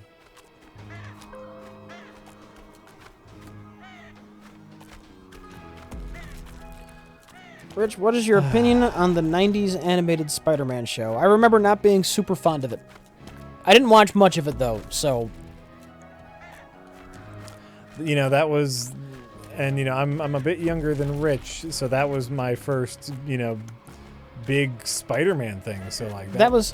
See, that was during the Clone Saga, and I just totally stepped away from Spider-Man for a while during that. Oh, yeah, in the comics. Yeah. That was the Clone Saga, yeah. Yeah, that was my first... That was, like, one of my first forays into... So... You still have not watched Spectacular Spider-Man? Listen, there's a lot of things to watch, Rich. There's just a lot of things to watch. A huge Spider-Man fan. Yeah. Huge Spider-Man fan. You don't mind cartoons. Nope. No. I'm always looking for stuff to watch with my kids. And it's the absolute best Spider-Man cartoon of all time, and you won't watch it. It's not that I won't watch it, Rich. Generally speaking, when it's TV time. Yeah.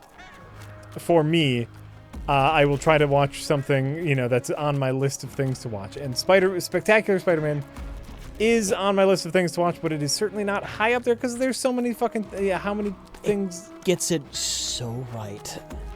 So amazingly right. I'm sure it does. I would much rather spend that time watching... You know what I watched the other day that I finally got around to? Huh. Is Doomed, the untold story of Roger Corman's Fantastic Four, which has been on my list of things to watch forever, right? Yeah. And basically what you're doing is you're building up this Spectacular Spider-Man as like the best thing, and I'm gonna watch it and go, Okay. So maybe I'll get to it, maybe I won't. All right. How about that? Hey, it's your business, Jack. Your business. And you know, I like the '90s ones. I like the Ultimate Spider-Man. I thought that was a good show.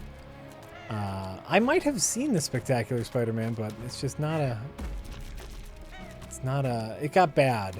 Ultimate Spider-Man got bad after a while. They got really cheap with the animation.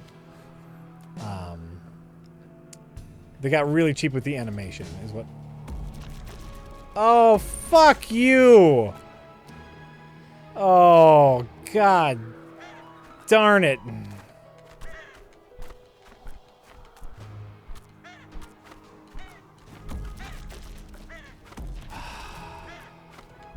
The game is making me go through a lot to get a cartridge. What? Chat, that's a good one. Dr. Doomitup says, Rich, write Jack a 10-page essay about Spectacular Spider-Man. Yeah, that would convince me. Thank you, Chad. I'm not denying that it would be a fine Spider-Man. I just, you know, free time is a luxury. You can watch this with your damn kids. Huh? You can watch this with your kids. Yeah, but like, you know, they usually like want to watch other shit and They watch Ultimate Spider-Man. yeah. Back when it was on, sure. All right, that's fine.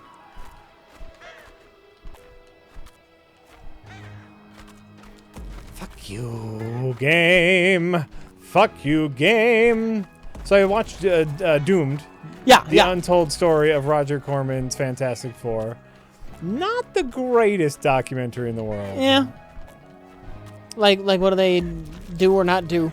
They interview all of the main casts and the director and the editor and Roger Corman. And they kind of lay out what happened. And it's interesting. There are some There are some really good bits to it. Like, you know, they talk about the early process, like the actors and all of their theories on why this happened. You know, why the movie happened and why they spent so much money to make the movie when really they just needed to be in production to hold on to the rights. Yeah. Right? And the interesting theory about that is it was a hustle. Yeah. It wasn't just a hustle to hold on to the rights. It was a hustle that, like, he hustled them he threatened them. He being who specifically? The guy who had the rights he was part of a production company called Some kind of like German holding company or something. It was some weird, sort of right? German, yeah, that one. And I just wanted to make it clear you weren't talking about like Roger Corman. No, not Roger Corman thought he was making a movie. Yeah. Everyone making the movie thought they were making a movie, and more importantly, this was the largest budgeted Roger Corman movie to date. Really? At over $1 million, this was the biggest production that had come out of Roger Corman's studio. So the director, the editor, the costume people, all of the actors were like, this could be my big break. Yeah. And so everyone put their heart and fucking soul into this super cheesy movie, because at the time, all you had was, for Marvel movies, was the Captain America movie and the Punisher movie with Dolph Lundgren. And the biggest Marvel property at the time was the Incredible Hulk TV show. Yeah. Yeah. So by those standards, what they were making was really good. Yeah, but this was post 1989 Batman. By that standard. Right, but this is Marvel. That, like, it was different in their hand. And, you know, remember the movies that they were making were Carnosaur. Yeah. So by Carnosaur standards, Oh, sure. again, and so like you had all these people who were also like really big comic book fans, and so they were pouring their heart and soul into it. So they really made it. But here was the scam. The scam was Marvel was trying to get the movie rights back because Chris Columbus was a huge, the director Chris Columbus Yeah. was a huge Fantastic Four fan and wanted to bring it over to Fox. And the producer, the guy who owned this holding company, knew that releasing Corman's Fantastic Four would devalue the franchise. Yeah. And so the reason why he made the whole movie instead of just throwing a couple $1,000s to be in production was to blackmail them. To say, you can buy the rights for a lot more than it's worth, and I won't ever release this movie. Which is the scummiest thing in the world. You know, and that's what they did. Yeah. And so then they bought the rights, so they owned the movie, so they bought the movie, and all right. And it was a total scumbag move. Here's the only interesting part, but that's all theory, right? They don't do anything to connect that. Edmund has tweeted us. Edmund, Here, you talk about this. I'll play for a bit. Okay, yeah. Just so we got some game going on. Edmund probably tweeted at me because I kept saying, fuck you, game. Oh, no! Oh, no! Oh, no! I fucked up bad. Oh, yeah, you did. Oh, you're not used to this You at all. fall there. No, if you fall there, you go all the way back down. That's what happened to me last time. Oh, no. Yep.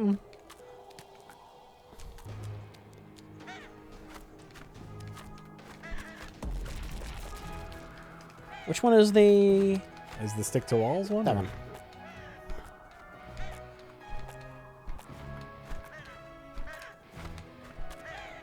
Edmund tweeted at us? Maybe just about us? I don't know. Someone's saying we got a tweet.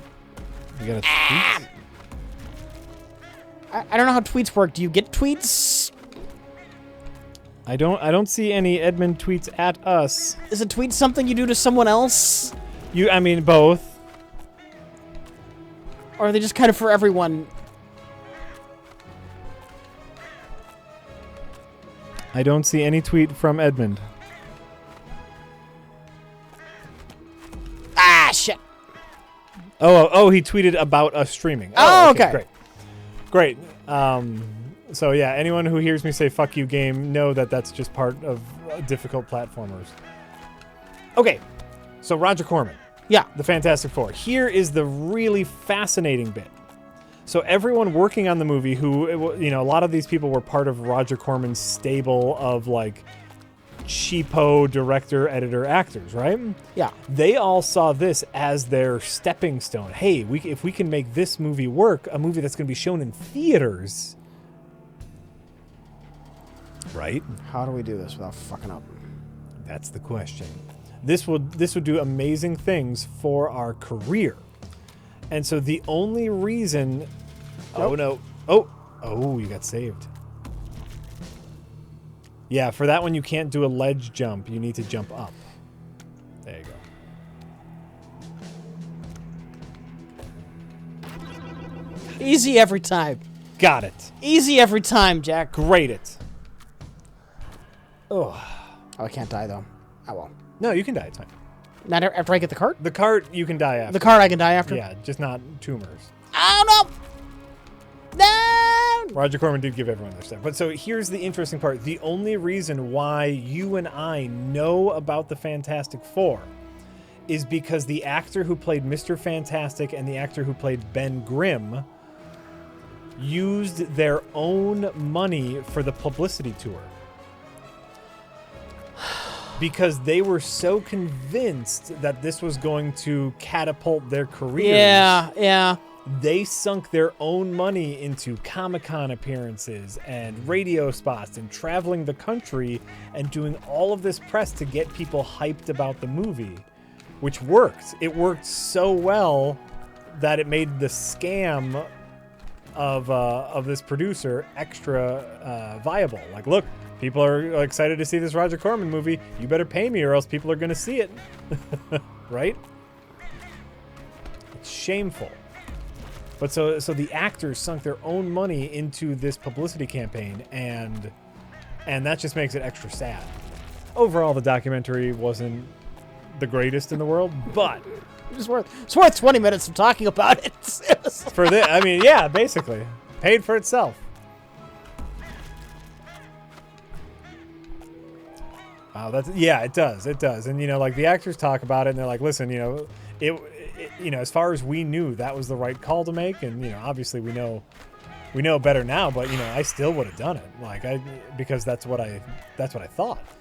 You know, we thought we were gonna. That was our big break as actors, and luckily they've all like been working since then. You know, that wasn't their only gig.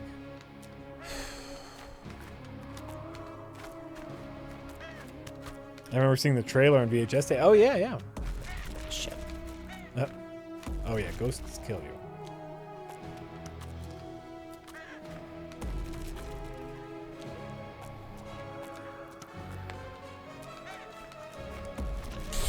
I thought the guy snuck in and stole the print. They tried to steal the print.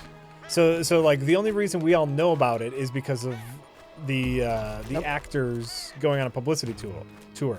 The only reason we saw it is because the director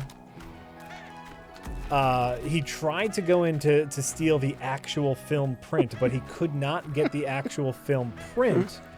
He had a not mastered work copy. Interesting. That he got duplicated. And he thinks he says he's not the person that passed it around. He thinks one of the duplicators duplicated an extra copy for themselves, and that's how the print that everyone has seen now got out. But the print that everyone has seen is not the high quality master film print. Right. So we speculated on whether or not the effects were even done. Oh, actually, you know what? Maybe the documentary is a little better than I'm letting on, because they actually go into why the effects are so crappy. They initially hired a guy who said, what movie did he say he worked on? Independence Day or something. Oh yeah. And as it turns out, he was like an artist for that movie, but not necessarily an animator. Oh my. And so he promised a whole bunch of effects that he could not deliver on. And all of the effects that we see were done in a very short amount of time, basically as a favor. Just to get them something to work with until they could get better effects. But then, of course, there was no budget for that. And for anyone just tuning in because of the Edmund tweet, we're talking about the unreleased 1990s Fantastic Four movie. That's true. We're talking about the Roger Corman Fantastic Four movie and the subsequent documentary doomed the untold story of Roger Corman's Fantastic Four, which, if you can get yourself a bootleg of the Fantastic Four movie... Oh, Jesus, Rich. Oh, no! If you can get yourself a copy of Roger Corman's Fantastic Four, I'm kind of convincing myself that the documentary is worth a watch, because it's pretty fantastic.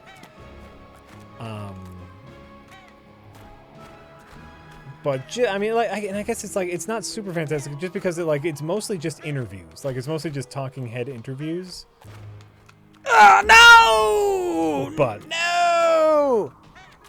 Oh, you can watch a whole movie on YouTube. Jack equals hypocrite. Sometimes my opinion is wavering because it's giving me so much to talk about. So I'm now rethinking my initial documentary's not so good, but it's still kind of not so good, but it's kind of interesting. Whatever. Shut up. Great. Did Jack just advocate pirating a movie? No. No, I did not. Everyone knew you were a fucking hypocrite. I did not advocate pirating a movie. Fucking hypocrite. Alright, this part's gonna kill me for 1,000 years. I advocate watching a movie that needs to be recognized because the filmmakers were screwed out of people seeing their work. So I'm advocating liberating this piece of art, Rich. That's very different. You're advocating stealing. Very different. Liberating. What's the difference? Context.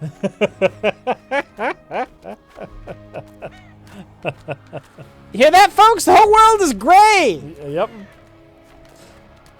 Black and white is a lie. It's true. Fox does own the rights to Corman's Fantastic Four, and my guess is we will never ever see it. Why? At this point, why? What are they making off of that franchise that flopped recently? Yep. They're not doing anything else with it. They're probably not going to do anything else with it for a while. You can make a little bit of money releasing some kind of Blu-ray of that, just for the novelty. I can only imagine, like... The movie that never should have been. Right. They should totally release that now. My guess is for them to take the work print, remaster it in some sort of viewable fashion, would cost enough money where they wouldn't think they'd get their money back, right? If you were to, say, bundle it with something like Doomed, like a giant documentary, maybe beef up the documentary a little bit more, that could be a no. fine... Oh, wait. I think I've got it. No, I don't got it. I don't got nothing. It's like, at this point, cinematically, yeah, it's impossible to devalue the fantastic... Nope. I thought that might go to the screen under. It's impossible to devalue the Fantastic Four any more than it's already been. Right, because of Fan Four Stick? Because of Fan Four Stick. Yeah. Fanta Four Stick? Yeah, Fanta Four Stick just killed it. Just killed the entire franchise for a long time. Ow! And then with Marvel dropping the books, or deprioritizing, I believe is their term. I don't blame them. Right? They're not making any money from it. Look, these movies are the only thing keeping them comic books afloat. Yep. And if they're not able to make a Fantastic Four movie, it's not in their best interest to keep a book going. No, the comic books right now are workshops for their movies. They get to spend a couple years refining a character, figuring out what story arcs work, and then you take that, crunch it down into a script, and you got yourself a nice movie. It makes perfect sense. How do we get this tumor? My guess is you need to bounce on the bird. You have to jump on the bird, of course. How do we get the bird in the right position? Oh. You probably have to start from down there, wait till the bird's over there, jump on the bird's head, and then jump back on the bird's head. So, like, from down there, when the bird flies over there, you jump on his head over there. There's probably multiple bird jump heads happening. Or you can say, fuck it. I think we're at fuck it. No one would think any less of you. Standalone Silver Surfer movie. Dr. Doom would be nice. Silver Surfer's way too weird. Yeah. Way too weird.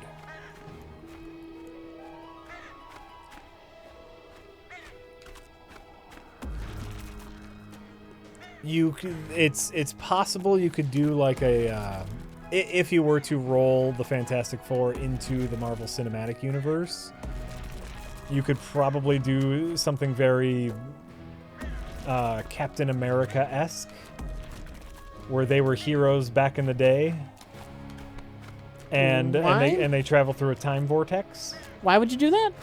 Because like their whole shtick is like they're a family. Well, but not just that, like kind of old school 60s family values. Very patriarchal and whatnot. So I think their shtick is a little out of place in modern times. Are they? I think so. Reed is like borderline neglectful because his head is always in his... No, that's like a thing. That's a character trait. I know, but that's also kind of old school fatherly. That's why I laugh. You make the movie about the fact that it's kind of a dysfunctional family. Sure. Oh, look at that. Do you see that? Oh. You step on that and the brick falls. Oh, there's one in there too.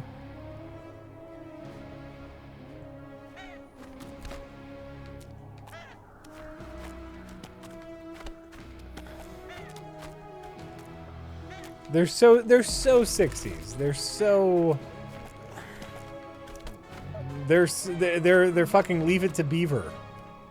You're not even thinking about trying to modernize them is the problem. What? You're not even thinking about trying to modernize it is the problem. Well, the question with any superhero movie, right? And this is something we've said with. This is what I thought the problem was with the Sam Raimi Spider-Man films. Well, the question is you have to distill what makes the heroes, what made them popular in the first place, right? And so the question is, can you can you separate these kind of old school family values?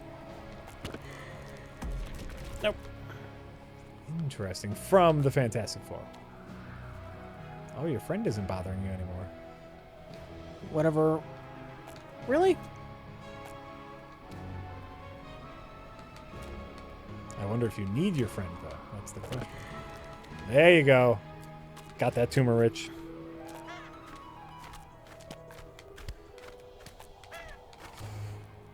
That's right, Leanne2144. Leanne2144 says, you mean you didn't like how Sam Raimi adapted a 1960s comic book into a movie with an old school tone? Is that what you're saying? I'm saying the Fantastic Four don't have to have that old school tone. You're the one saying they have to, not me. Yeah, it's hard for me to separate them from their old school family values tone. Okay. So absolutely. That is what I'm saying. And they don't really have that because they were always meant to be a somewhat dysfunctional family. By design, they've always been.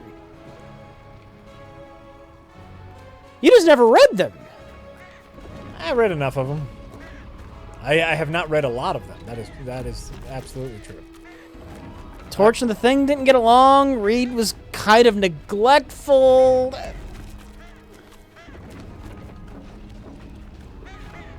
Sue felt underappreciated. Yeah, these are like classic. It's like the Mary Tyler Moore show. No, that would be We All Get Along. That would be, you're thinking of Leave It to Beaver. Be the wife is happy to stay at home. That's Leave It to Beaver. I suppose that's old school family value. I'll stay at home and cook.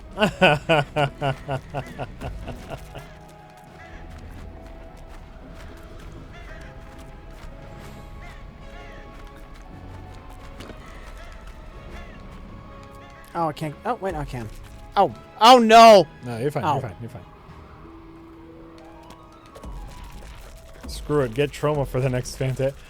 Trauma actually part of Doomed, the documentary. Trauma. Oh! Trauma was approached to do the Fantastic Four movie, but Lloyd Kaufman is friends with Stan Lee, so out of friendly obligation, he decided against it. Nope. Nope. I gotta go all the way back if I collect that. Nope. Yep. I fucked up.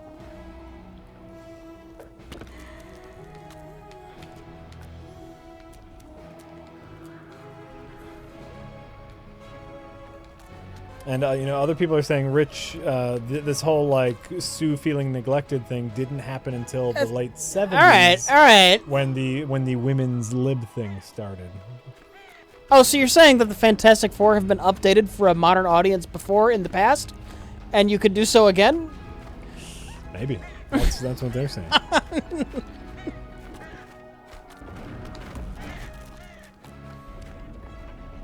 Oh my God, I'm so far behind. Sorry, we got deep into Fantastic Four territory. I know. there. I know. I'm just gonna dodge these birds. Oh shit! Oh shit! Hey guys, says Dr. Doom It Up. I'll soon have finished watching all of the original series, Star Trek, I assume. Overall, I really enjoyed it. I can't imagine how groundbreaking it must have felt in the 60s. Is the animated series worth watching? Yes. Yes, the animated series is written. Some of those episodes are written by writers for the original series. Oh yeah? One of the animated series is about a young Spock dealing with his pet dying. Oh, that's adorable. Yonder. They're not all dumb cartoons. Yeah. Sorry, someone. Some of those animated episodes are really great. What's going on? Naked Headless Mario fights the Dick Nazis. It's a ROM hack. Yonder. Okay. Sent this to us. Come on. All right, so that's that's edgelord material, but yeah, the great Super Mario Brothers 2. Great. M rating. Boom. M rating. Got it. M rating. Yep, the whole thing, because it's able to be modded. Let's see here. Willie J4201 says, hey guys, awesome stream. Have you ever heard of the show called Fortitude? It's about the northernmost town on Earth being plagued with a strange epidemic. Similar to Twin Peaks. Thanks. Fortitude. Rich. Not heard of it. Neither have I. Sorry, Willie J.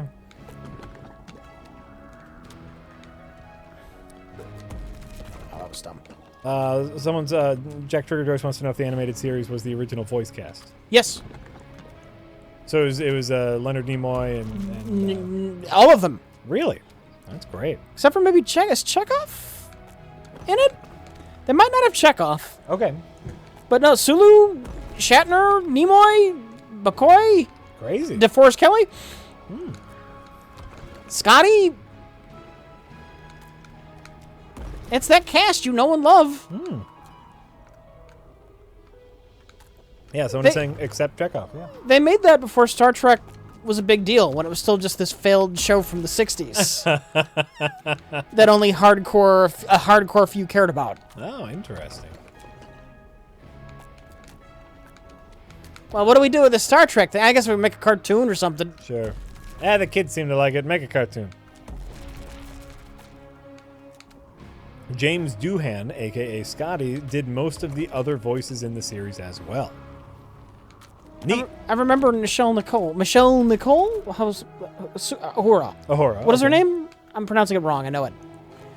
She did one of the other characters. They had like because it was animated, they didn't have some of the special effects limitation. So there's like a Catwoman crew member that she does the voice of. Oh, fun. Something else on the bridge looks like a hairless camel. So they had aliens that looked a little bit more alien-y. Nice. Let's see here. Anonymous says, Rich, great job on the voice acting. Thank you. Any interest in the new BattleTech game? Mech Warrior, turn-based combat stuff sounds like it could be your thing. I would have to hear more about it, but yeah. You're looking into BattleTech. There's a ton of different BattleTech games over the years. Oh, sure.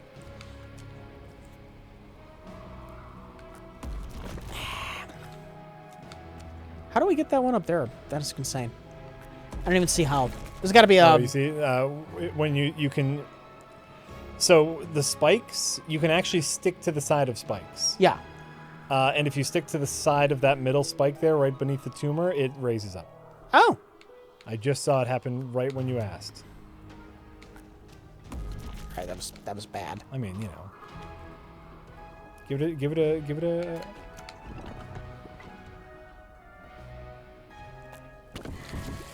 Nope. Ooh. Ooh.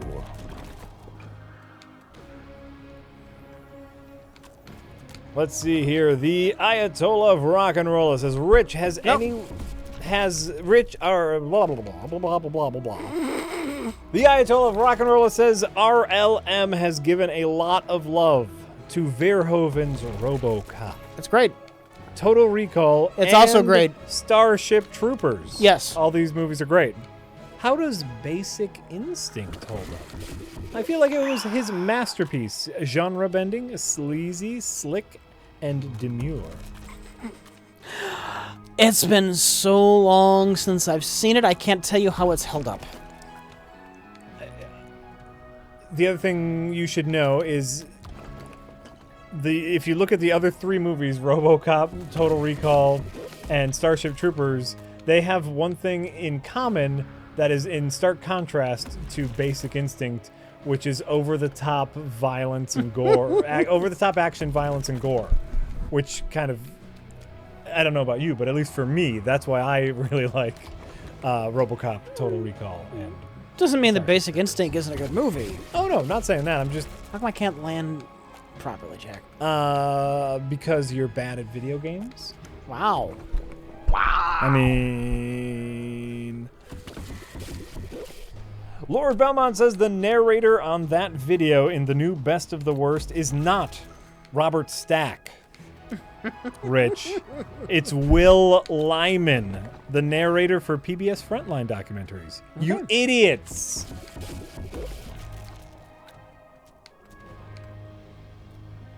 The chat has spoken. Showgirls is #1. Showgirls is something special, I'll tell you what.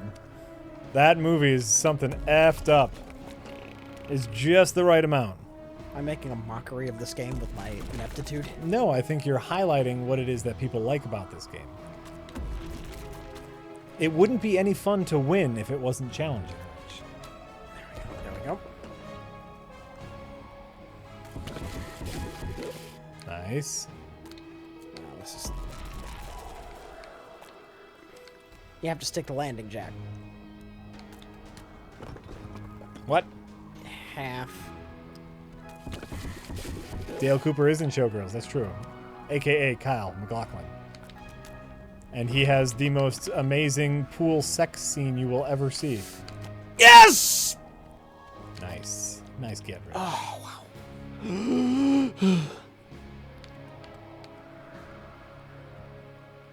How are we enjoying the game so far? It is a hard as balls platformer. So, you know, you go in waves.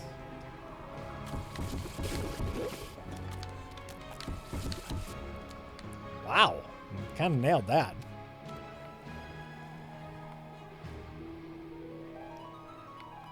Can't do it.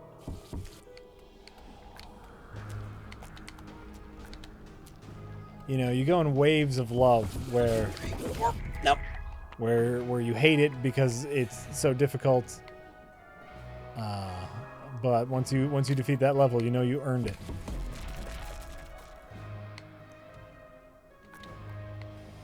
Friday the 13th, guys. You never seem to play it anymore, except for we played it on Sunday, and we played it the Wednesday before that, and we played it before that, and the episode just went up about how much we loved it. I can't go back down? Yeah. How do we stop this madness? Oh, no. You gotta get on the hook. We will get to Spider-Man Homecoming talk. We'll do it later. We'll do it later. We're gonna wait. We'll probably wait until there's about an hour left of the stream, and then we'll just say, you know, from this point on, Spider-Man Homecoming spoilery talk. But we're giving people who still haven't seen the movie time to watch the stream without worrying about major spoilers. I wanted to make sure I get back down here because I get fucked trying to get that other tumor, and now look at what I've done, Jack. Look at what I've done. Basically, you've ruined everything.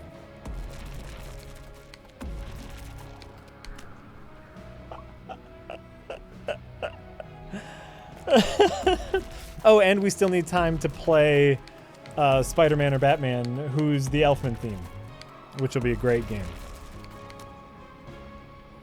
Welcome, Smeasel. Welcome. Right, Breen is God. Yeah, a lot of people are saying they haven't seen it yet, so once we start talking about Spider-Man, if you haven't seen Spider-Man yet, you can go watch the new Wheel of the Worst episode.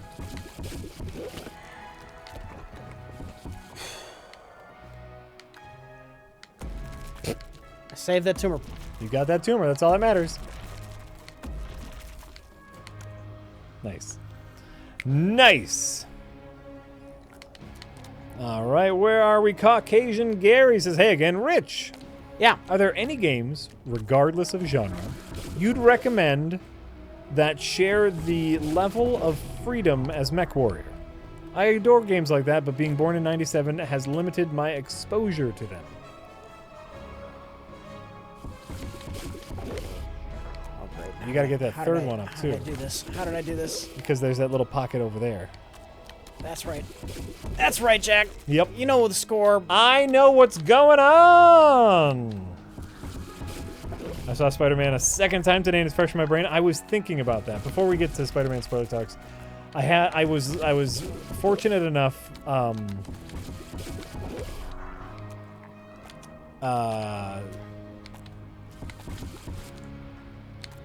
on, I just got a text message.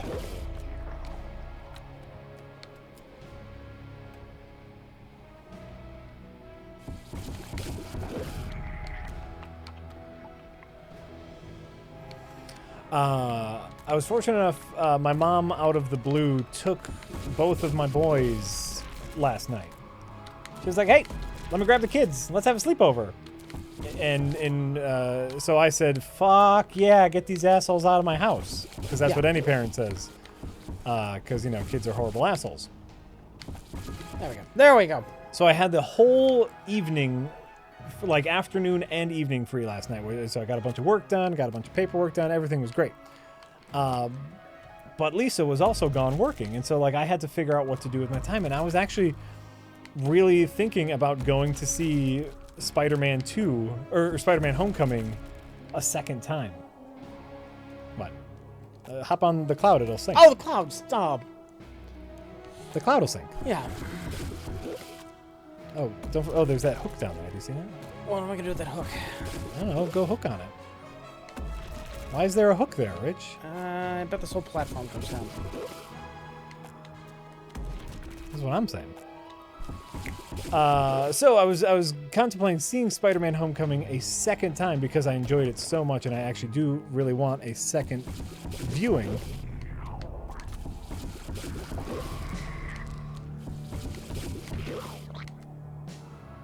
But no! No! But instead of seeing Spider-Man Homecoming, I went to go see The Big Sick. Do you know The Big Sick? No. You gotta take a break before you get to 2 minutes. There you go. The Big Sick is an independent comedy by fuck. Why didn't I see Baby Driver? Because I wanted to see The Big Sick. I'm gonna forget his name, and I feel terrible. If anyone watches Silicon Valley, maybe people watch Silicon Valley. No, almost. What was his name? Kumail. Yes, the Pakistani American Kumail something Pakistani, who is on Silicon Valley. He's a stand-up comedian. He was in Mike and Dave Need Wedding Dates. Yes, him and his wife had a wonderful interview on Fresh Air today. And here is the plot of this movie. It's an independent romantic comedy. It's about this Pakistani man who falls in love with a white woman.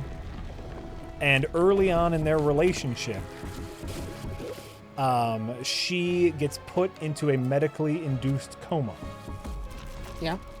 And so he has to deal with her parents, who he's never met, his parents, who don't know that he's dating a white woman because, he's Pakistani, so he has arranged marriages, and the fact that they actually just broke up before she was put into a coma. And so it's like dealing with the relationship while she's in a coma, and it is fantastic. Like, it's funny, it's schmaltzy, it's emotional, it's really great. It has Holly Hunter and Ray Romano, and it was just a really great movie to see. I was really happy to see it. No. Do they come back down? No, they do not. So what do we do here? Ray Romano is the best playing the straight man. Yes, he was great. So we go over. And so here's the really crazy part about the story, is it's actually based off of a real-life relationship of him and his wife. Yeah? Where early on in their relationship, she got put in a medically induced coma, and he didn't tell his parents that he was dating a white woman.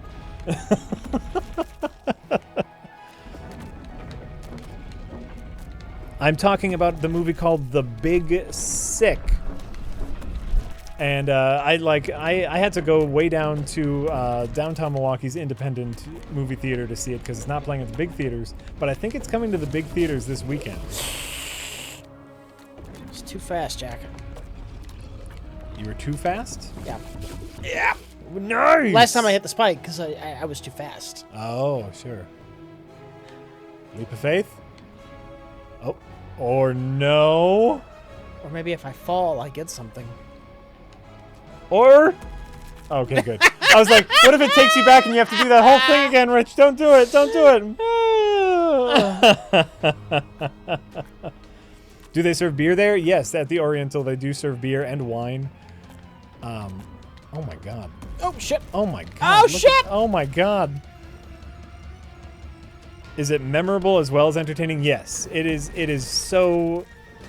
It was one of those movies that like will give you a gut punch and like rip your heart out and then a couple minutes later we'll tell a really dark joke, and the whole theater will just laugh because they need that relief. It was I thought it was really fantastic.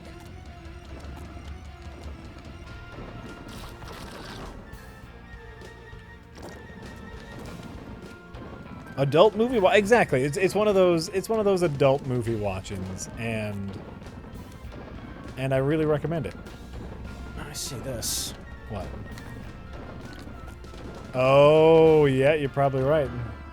Just gotta get that timing right. Where you can bounce off the top of them. That worked. That worked. Oh. 1,002. 1,002. 1. Nice! Now you just gotta get it. Oh, there you go. That's one way to do it. You got that tumor.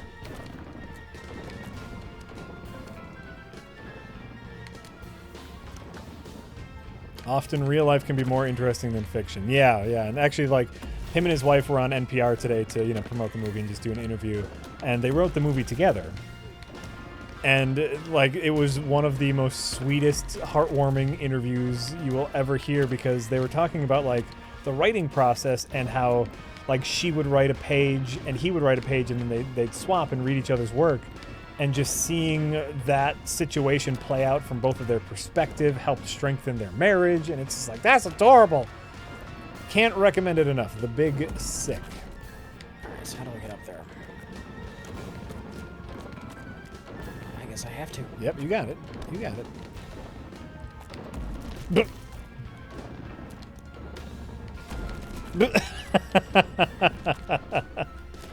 Probably won't be able to watch it though. Yeah, it's in a small run of theaters right now, but they are right away for the one. Yeah. Speedrun strats. There we go. Why didn't I take my wife? She was working. She was working, and so I had to decide. You know, like, and there's a lot of stuff that I'm waiting for her to watch together with anyway, and so it's like, and she's not super into independent movies like I am. She probably would have really enjoyed it. She likes X-Men films. Huh? She just likes X-Men films. She only watches the X-Men films, in fact. Like, and she has never seen any other movie than the X-Men films. How did she feel about Homecoming? She really liked it. Yeah, she was really happy with it. She's not as big a Spider-Man person as she is an X-Men person, but she really liked it. But it would have been great, but also produced by Amazon Studio, The Big Sick. Yeah. Along with a slew of their other really amazing independent films, so I'm sure it will be on Amazon Prime eventually. All these streaming services are kind of killing it with their independent movie productions.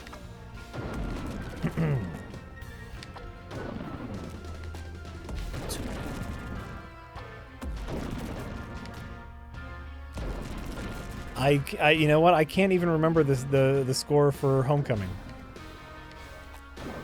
I don't remember the well, we weren't talking about that having a memorable score. Right. Someone was just asking what we thought about it. I never said it was amazing. Yeah. I do not remember the score. I'm sure it was more appropriate than, you know, Batman music. You're going to say that, and we're going to listen to it, and it's just not going to be Batman music at all. Uh-oh. Wait. Shit. Well, wait. We need to mute the game first. Oh, no. Here we go. We'll come back to this. We're coming back. Rich is about... We're about to play a game. I'm not going to look at the... I can't look at the... I can't look at the screen. Okay, Rich, the laptop is directly in front of my view of the screen. Okay. I have no idea, but you have to mute the game. Well, I'm just going to quit out of it. Okay, sure. What service is Doomed on? Doomed, you have to buy the Blu-ray directly from the producers of the film. So... All right, Rich, explain to them the game we're playing. Hold on, let me see if I can find everything I need to find. Okay. All right, we'll get to some tips then.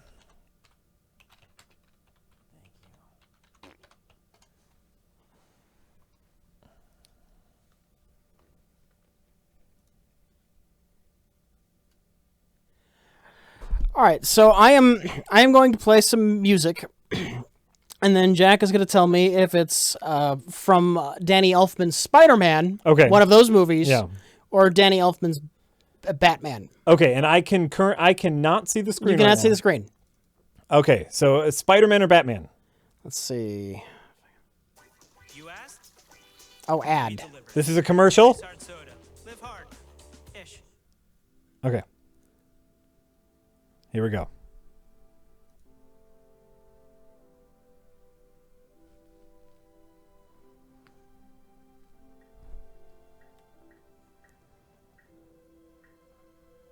I am not a peeker. I legitimately cannot see.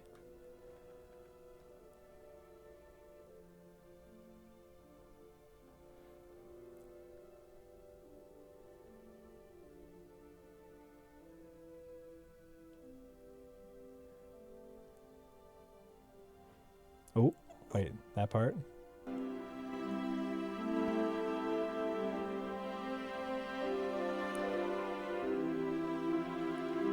Spider-Man. Batman. What? All right. Batman. Damn it. Why'd you? All right, let's see if I can find a... Crap, Rich is right. I can't tell. That's what Liberal Hauser says. I'm wrecked on the first one. Yep. I need to find a playlist to make this easier. Oh, sure.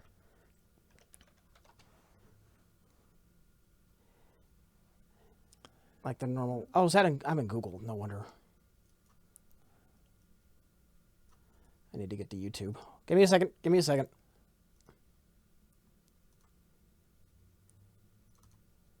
Just a second. I have not seen the trailer for Kusa, the indie horror film by rapper and producer. That scrolled. But sounds interesting. All right. Okay. Close your eyes. I cannot see the screen. I cannot see the screen, Rich. I have the laptop obscuring my vision of the main monitor. I promise you that.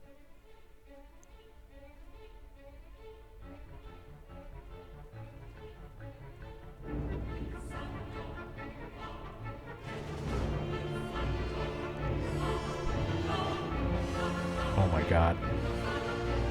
Oh my god, is it Spider-Man or Batman?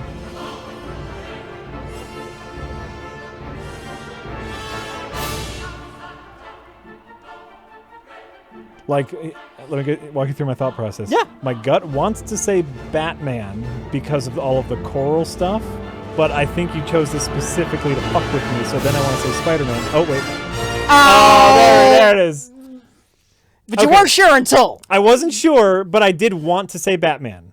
So, because of all the choral stuff. And then dun, dun, dun, dun, dun, dun. Okay, great. All right. Don't look. I'm not looking. I swear to you, I cannot see the TV.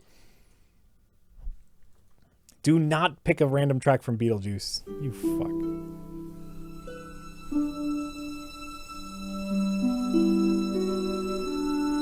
Okay.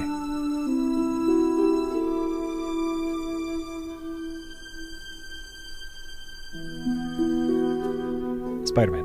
Yeah. Okay. Oof. Ooh. This is right though. This is a lot tougher than you would think it would be.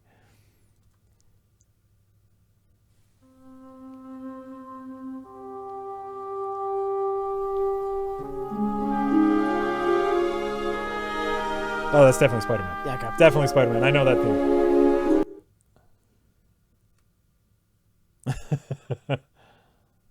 Okay. Okay. Great.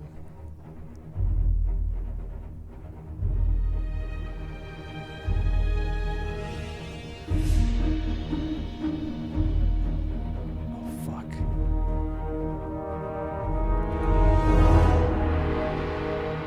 Batman. Spider-Man. Oh, fuck you! Damn it, Rich. You're so right. You're so right. And I'm so sorry. God damn it. Why is Jack hiding? We are playing a game. Guess the score. Guess the Elfman score. Batman or Spider-Man? I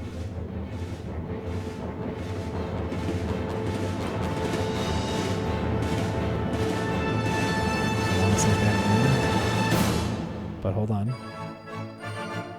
Oh, Batman, definitely. Okay. yeah. That's the That's the Joker. That's fairly memorable. Yeah, that's the. But I did want to say Batman before that part, so I'm gonna call that as a count. All right. Well, is that enough? That's enough. Okay, I officially concede the point that yes, the two scores sound similar. Play the main theme though. Play that main theme.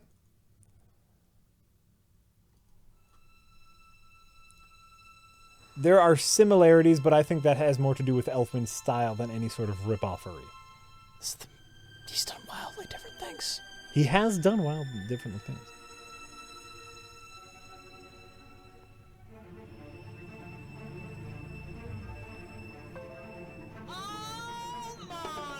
Oh, that's you. Oh, this I know.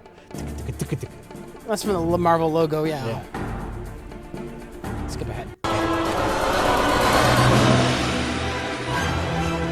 This is fucking Batman music!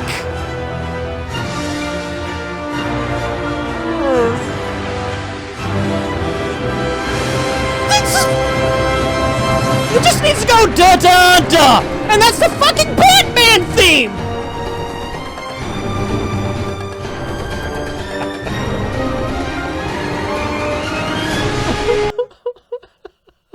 That's a little Batman-y. That's a little Batman-y.